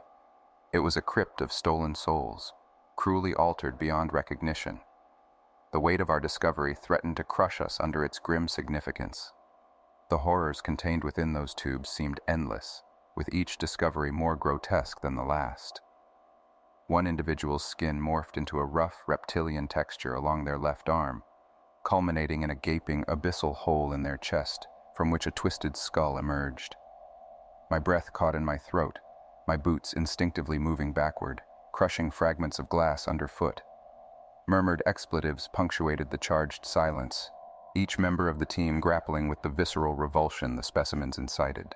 Another grotesque figure had its mouth grotesquely sealed, the skin stretched and smooth. But from the sides, a second, even more horrifying set of jagged teeth protruded, creating a monstrous parody of a grin. Instead of eyes, the empty sockets were covered over, as if nature herself had refused to look upon the abomination. The medic, always steadfast and resolute, seemed shaken to his core. He directed our attention to a particular specimen with a spine that seemed to have burst out of its back, every vertebrae exaggerated and protruding obscenely. "My God," he whispered, his voice trembling with revulsion. "What have they done?" The captain's voice, cold and steely, cut through the stunned silence, confronting the sobbing lab technician. "They're dead, aren't they?" he demanded. Through choked sobs, the technician confirmed, his voice barely above a whisper, "Yes, during surgery." But the captain's rage was relentless. "If you're lying, I'll ensure you put each one of them out of their misery personally." The weight of the captain's words seemed to crush the technician further. My own gaze wandered over the ghastly sights contained within the tubes, trying to reconcile the human forms twisted by unspeakable experiments. "Where is she, Doc?" The captain's words snapped me back to attention.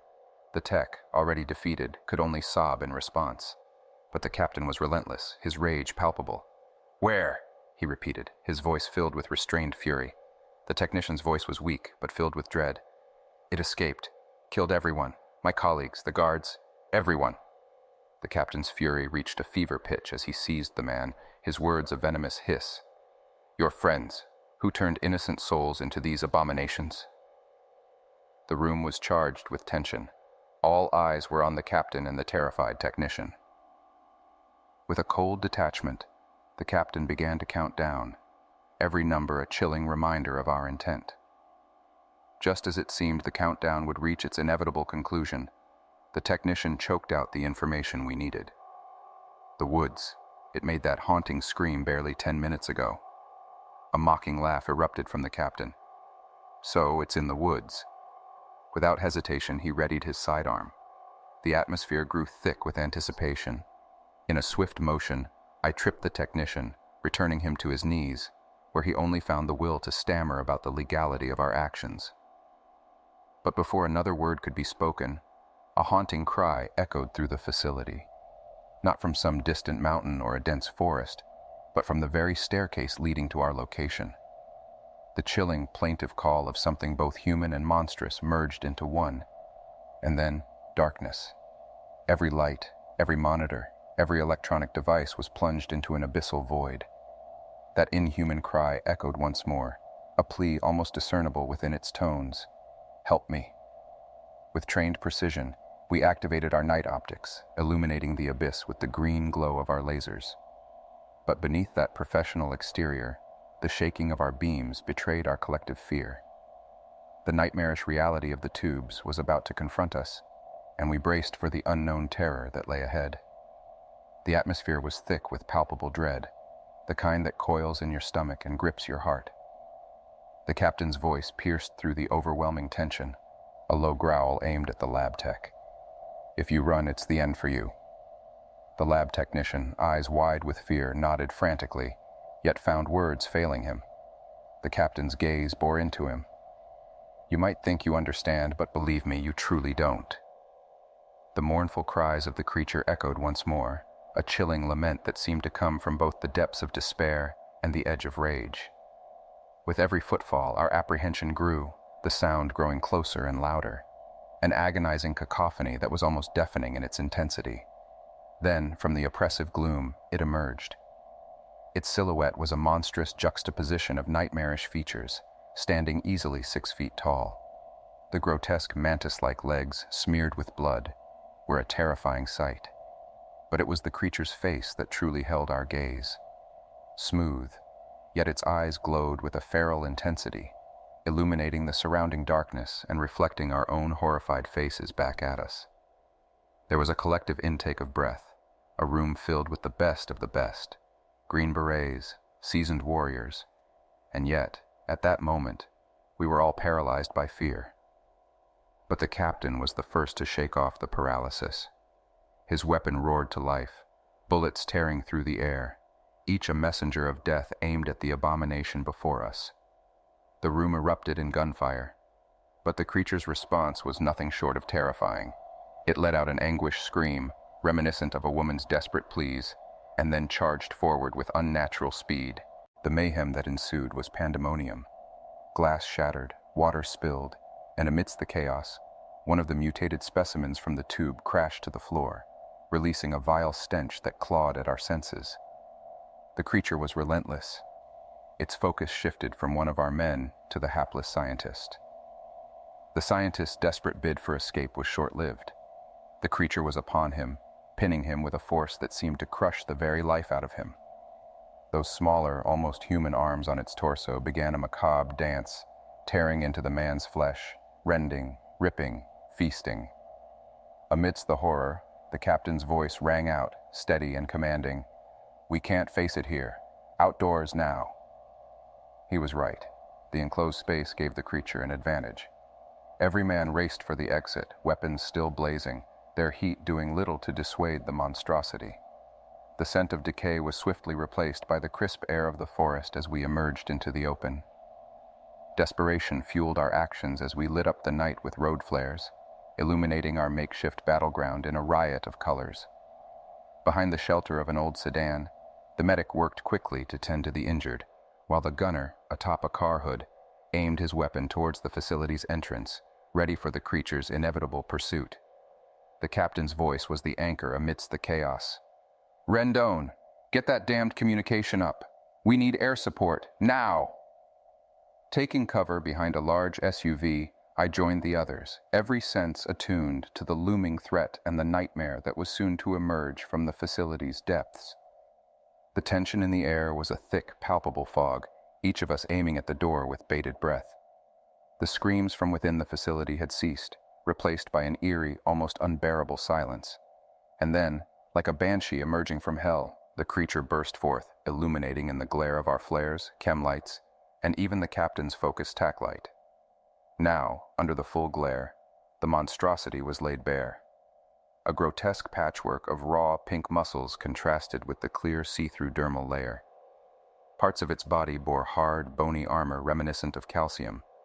Its back featured smaller, mandible-like protrusions, while its head, eerily human in some twisted, malevolent design, bore eyes filled with nothing but undiluted rage.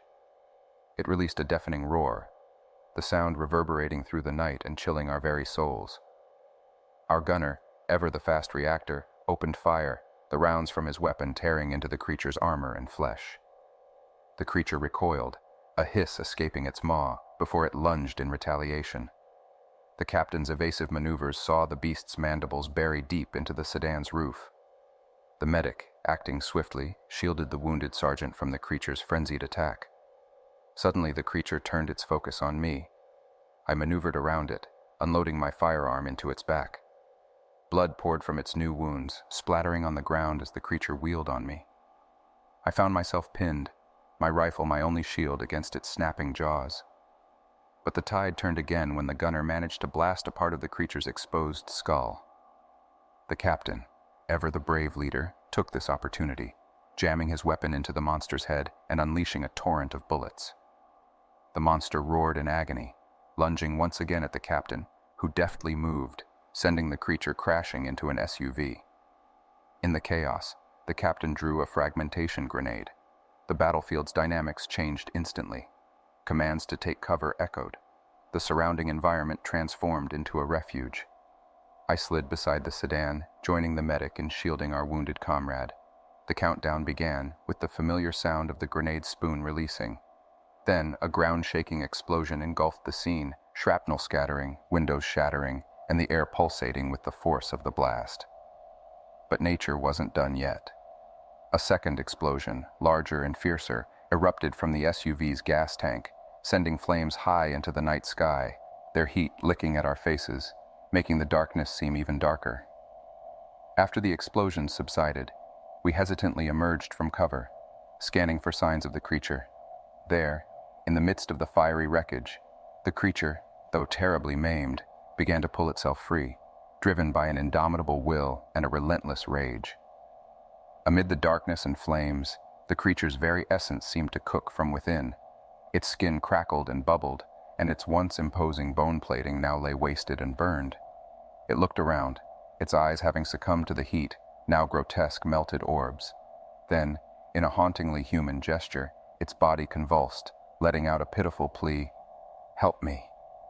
With those words, the ground greeted its burning form, still smoldering from its intense ordeal. From behind the vehicle, the captain took decisive action. Stepping forward with a determined stride, he trained his weapon on the creature's head. Without hesitation, he fired 3 shots, each one landing with brutal precision, causing the scorched skull to cave in grotesquely. Suddenly, a burst of light pierced the darkness, accompanied by the unmistakable drone of rotary blades overhead. The Black Hawk's spotlight cut through the night, compelling me to shield my face. As the radio crackled to life, confirming our location's security, I couldn't help but get caught in a whirlwind of thoughts about the entity before us. Then the vans, or more accurately, armored trucks, arrived. While I have to maintain discretion about certain details, it's hard to overlook the individuals that disembarked. Dressed in black combat gear, devoid of any insignia or identifiable markings, they exuded an air of clandestine professionalism. The equipment they possessed, from the advanced hazmat suits to the high-tech drones, seemed leaps and bounds ahead of anything we had. Yet despite their intimidating presence, their demeanor wasn't hostile. Quite the opposite. One even offered a cigarette as a gesture of camaraderie. As we prepped for extraction, I noted a particular individual conversing with our captain. Shorter in stature, but with an undeniable presence, his slicked-back hair and sharp attire hinted at someone of significance. The discreet bulge under his sports coat spoke of a hidden weapon. Eventually, the captain rejoined us, and as we were airborne, the weight of the night's events seemed to press on him. His fatigue was evident as he discarded his helmet, drawing the ire of the aviation crew. Upon our return, I found myself ruminating on the chilling horrors of that facility. The captain had mentioned unspeakable acts, abductions, vile experiments, and unimaginable transformations. Why? For some deranged experiment? A perverse ambition? It was all shrouded in enigma. Those cries for help, the creature's pleas, were a constant, haunting echo, a testament to human cruelty. The group that replaced us was equally mysterious. Among their whispers, German phrases were discernible. While their affiliations and objectives remain unclear, my only hope is that they've gleaned the consequences of toying with forces beyond our understanding, and they never tread that dark path again. O'Reilly had a knack for bending time to her whim, a feat that manifested in her consistently delayed arrivals. This oddity, a peculiar dance with time, was something I'd grown familiar with in the fleeting weeks of our acquaintance. When we had a mission in the offing, one could bet their bottom dollar O'Reilly would stroll onto the scene tardy, as if the cosmic rhythm of the universe was in sync with her internal clock, and not the other way around. The latest episode of her chronic lateness was playing out, as usual, on a nondescript night in front of an ostentatiously upscale hotel. Seated behind the wheel of our nondescript vehicle, I found my fingers orchestrating a familiar staccato on the steering wheel, my eyes ping-ponging between the grandiose entrance of the hotel and the numerals on my dashboard clock, taunting me. She was running a cool 20 minutes behind schedule, and I knew, with the certainty of a man long resigned to his fate, that she would make her entrance any moment now. With the consistency of an ancient prophecy, O'Reilly invariably emerged from the revolving doors of the posh hotel our employer deemed fit for her residency, balancing a cup of the darkest brew in one hand and a coal-black briefcase in the other.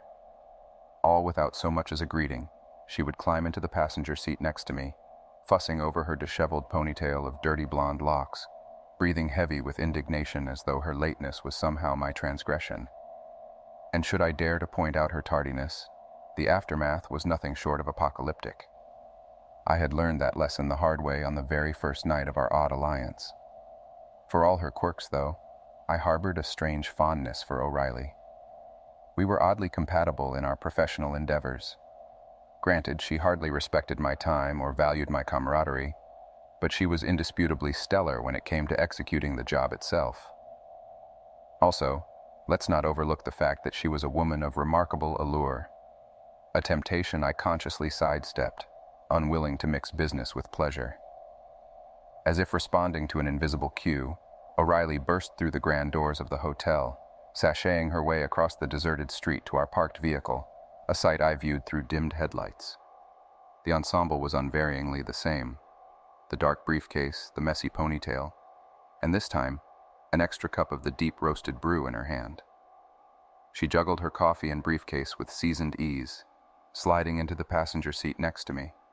Without so much as a syllable, she thrust the steaming cup of coffee my way.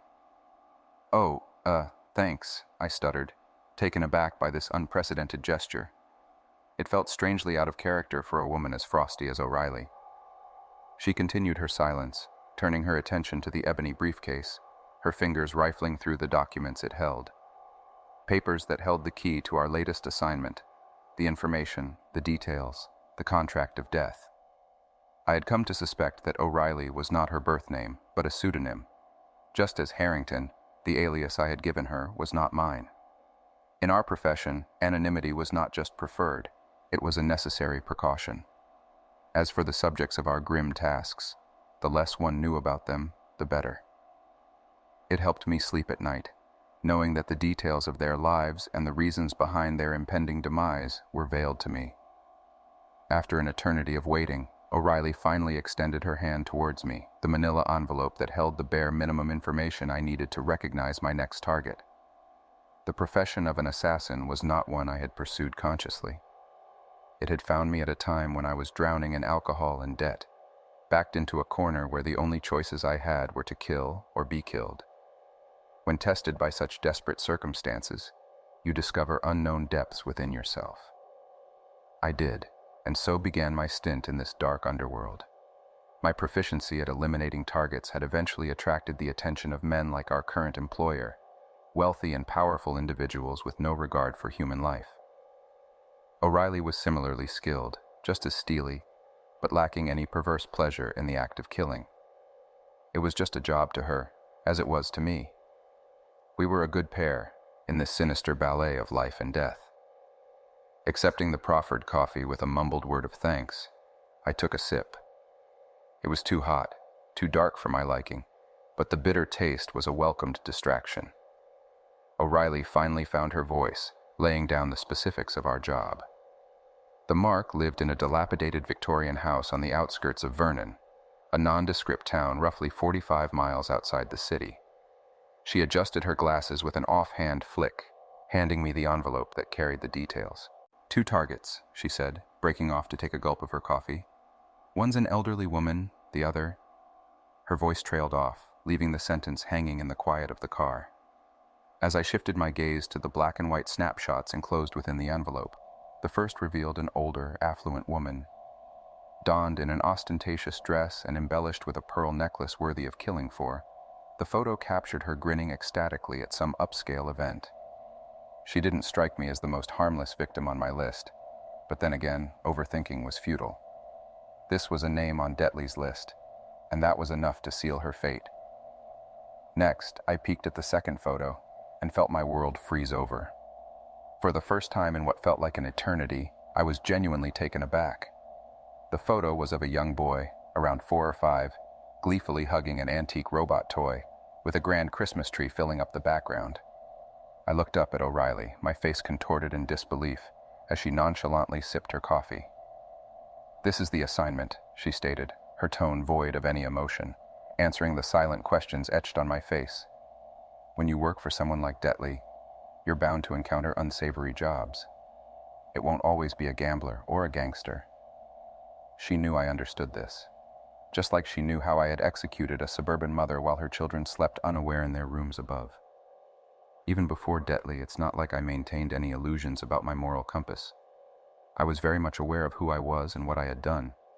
But a child, an innocent, defenseless kid, I needed time to think, to process, to perhaps turn down this assignment. But we both knew that's not how it worked in our line of business. O'Reilly had been with Detley longer, and she understood that they had waited to see if I was really as cold as they wanted me to be before throwing a task like this at me. Our merciless boss, Detley, did not entertain doubts or second thoughts.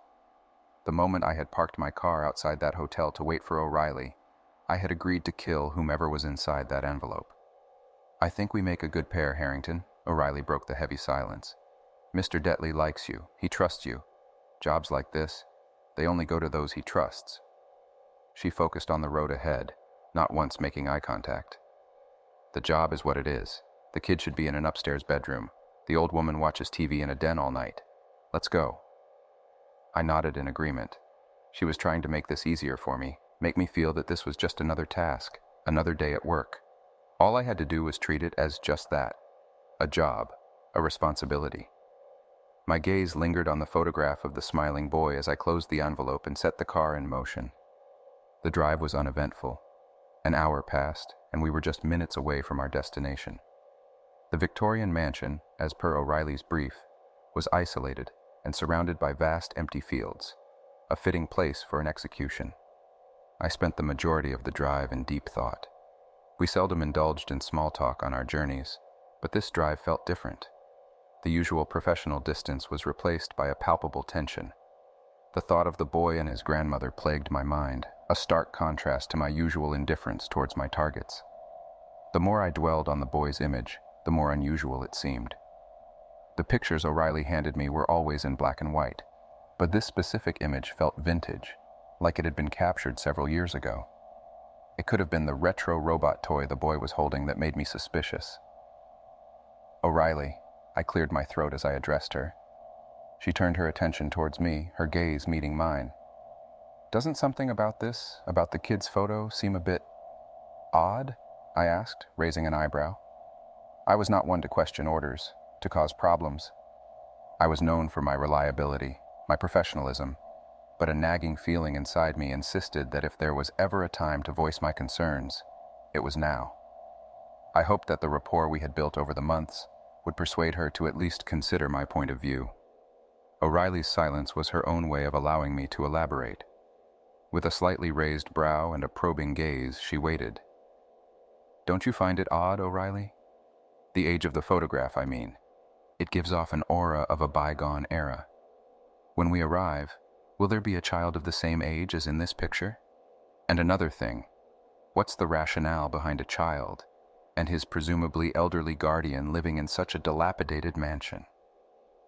A flicker of confusion flashed across O'Reilly's usually stoic face as she retrieved the photograph of the boy from the manila envelope, inspecting it once again. Seizing the moment of her momentary uncertainty, I pressed on. O'Reilly wore an expression of mild annoyance as she responded, "Taggart, it could be from a vintage-themed Christmas photo shoot for all we know. Mr. Detley would never mislead his employees about an assignment. I understand that this task is tough, but don't complicate things and make me doubt your abilities." Silenced by her firm words, I accepted that perhaps it was my own internal struggle making me question things. As we resumed our silent journey, the deserted countryside passed us by, eventually replaced by the foreboding silhouette of a towering, gnarled mansion, its eerie grandeur vaguely lit in the pale winter midnight. After a nod of agreement, we parked our SUV alongside a solitary well amidst tall grasses and readied ourselves. Emerging from our vehicle, we gathered our tools, a few handguns, some knives, a shotgun. Nothing overly complex. Excessive firepower was unnecessary for such tasks, especially when handled by a duo as proficient as O'Reilly and I. Stealthily, we approached the mansion. O'Reilly had been correct about the back door, its decayed state allowing us an easy entrance. Inside, a putrid stench of decay and filth hung heavy in the air. The faint glow of a distant television provided the only source of light within the house, guiding us through the dimly lit kitchen, filled with rotting food and unwashed dishes, towards the living room. As we neared, the muffled sounds of a television program and the shifting silhouette of the old woman, engrossed in her late-night television habits, became clear. However, the sudden burst of manic laughter and the sound of small feet running amok on the upper floor disrupted our silent approach. The woman reacted to the ruckus above with hushed murmurs of disquiet and dread, moaning a name, Paul, and questioning the return of her sweet Oliver. Despite her age and frailty, she reacted with surprising vehemence when I tried to restrain her. In the ensuing struggle, she bit my hand, breaking free from my grasp to ramble incoherently about her son Oliver and the need for his father. Her desperate pleas were abruptly silenced by a swift shot from O'Reilly's silenced pistol, the woman falling lifelessly onto the floor. I could see disappointment in O'Reilly's eyes. "How could you let her go, Taggart?" she chided. "She bit me," I responded, the strange circumstances of this mission leaving me disoriented. O'Reilly simply shook her head. "Guess we have to check upstairs now." As we ascended, the woman's dying words echoed in my mind, hinting at a mystery that added another layer of complexity to this already challenging task. No sooner had we reached the top, when a door burst open and a small figure darted past us. The speed and force of the child, Oliver presumably, were abnormal, further intensifying the unease surrounding this peculiar job. O'Reilly unexpectedly lost her grip on the banister, her fall causing us both to tumble down the stairs. As we descended, the young boy scuttled into the living room, continuously chanting, "Mommy, mommy, mommy, play, play, play." The voice had an odd depth to it, something that sounded off for a child. When we collected ourselves back in the living room, mere feet away from the deceased woman, the child was already gone, replaced by the noisy clatter of pots, pans, and other kitchenware. The cacophony was accompanied by manic laughter and an endless chorus of "hungry, hungry, hungry," concluding with a peculiar sound of smacking lips. Something was not adding up, and I motioned to O'Reilly, asking, "Do you hear that, child?" Unimpressed, O'Reilly scoffed, "Harrington, the only thing not right is you. This was supposed to be a simple job." Before I could respond, the pattering of tiny feet signaled the child's return to the living room. Turning around, my eyes met with a horror I had not anticipated. Before me was Oliver, but not as we knew him. Resembling a child of 4 or 5, his pasty white skin, cracked black nails, and bloated appearance were jarring. He held a blackened, rotting apple in his hand, the source of the earlier smacking sounds. The sight of his face was worse. Devoid of any features but an oversized mouth filled with square yellow teeth, his head resembled a spherical orb.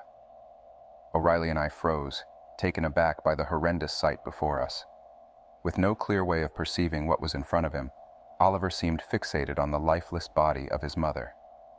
The rotten apple fell from his hand with a soft thud as he moved towards the woman's body. "Mommy," he uttered, his earlier exuberance replaced with an unexpected meekness. O'Reilly, ever the professional, snapped out of the shock and returned to her duty.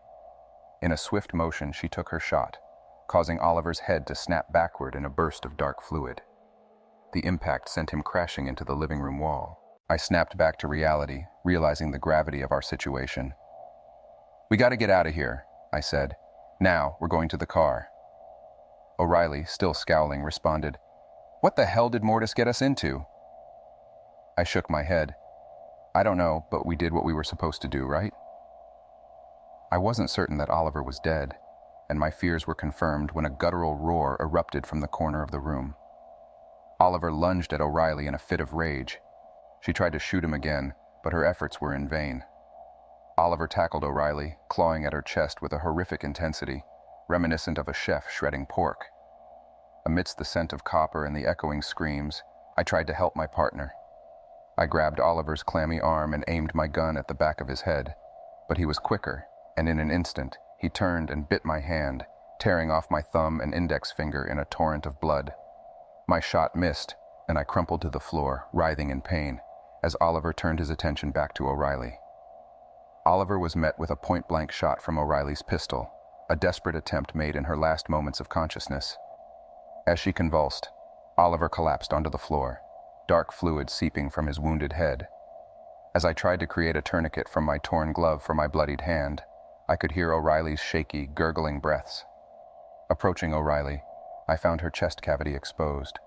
The damage inflicted by Oliver was extensive. Her entire torso was akin to wet ground meat, her blonde hair and glasses stained and scattered. As we locked eyes, time seemed to extend. Raising my gun, I gave O'Reilly a merciful end. It was the least I could do considering the ordeal. I placed my boot on Oliver's bleeding head, a precaution should he stir. I reached into O'Reilly's bloody blazer pocket and retrieved her cell phone. After every job, O'Reilly would receive a call. This job, easy on paper, shouldn't have been an exception. As anticipated, the phone rang, an unfamiliar voice asking if it was done. "Mortis," I replied tersely, demanding to speak to our boss. The line went dead, but after a few anxious moments, it rang again. The commanding voice of Mortis filled the line, taken aback that O'Reilly wasn't the one answering. He seemed to be in shock when I informed him about the job, its deviation from what was initially planned. After a moment of silence, Mortis began to speak. He explained how some things in life are too complicated to discuss. When an old flame starts to harass you about a child that's been dead for decades, you have to put an end to it. Despite knowing she was lying, Mortis had to send his best man on the job. He paused before asking to speak with Laura, not realizing that O'Reilly didn't make it. There was a hint of genuine sadness in his voice as he thanked me for the job done, promising that a cleanup crew would arrive soon. Despite his twisted logic, I understood him, recalling the name the old woman repeated. Paul Mortis.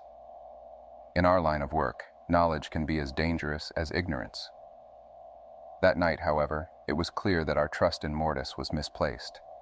Looking at O'Reilly's lifeless eyes, I realized we were nothing more than sacrificial lambs to him. Just as predicted, Oliver began to stir beneath my foot. He let out a pained groan, dark fluid leaking from his head. I knew who Paul Mortis was, where he lived, and his frequented clubs. I figured I'd find him at one of those places. Speaking to Oliver, I remembered that he was once human, a boy thrown into a well by his father or mother. I looked at him and asked, "Hey, Oliver, want to see your dad?"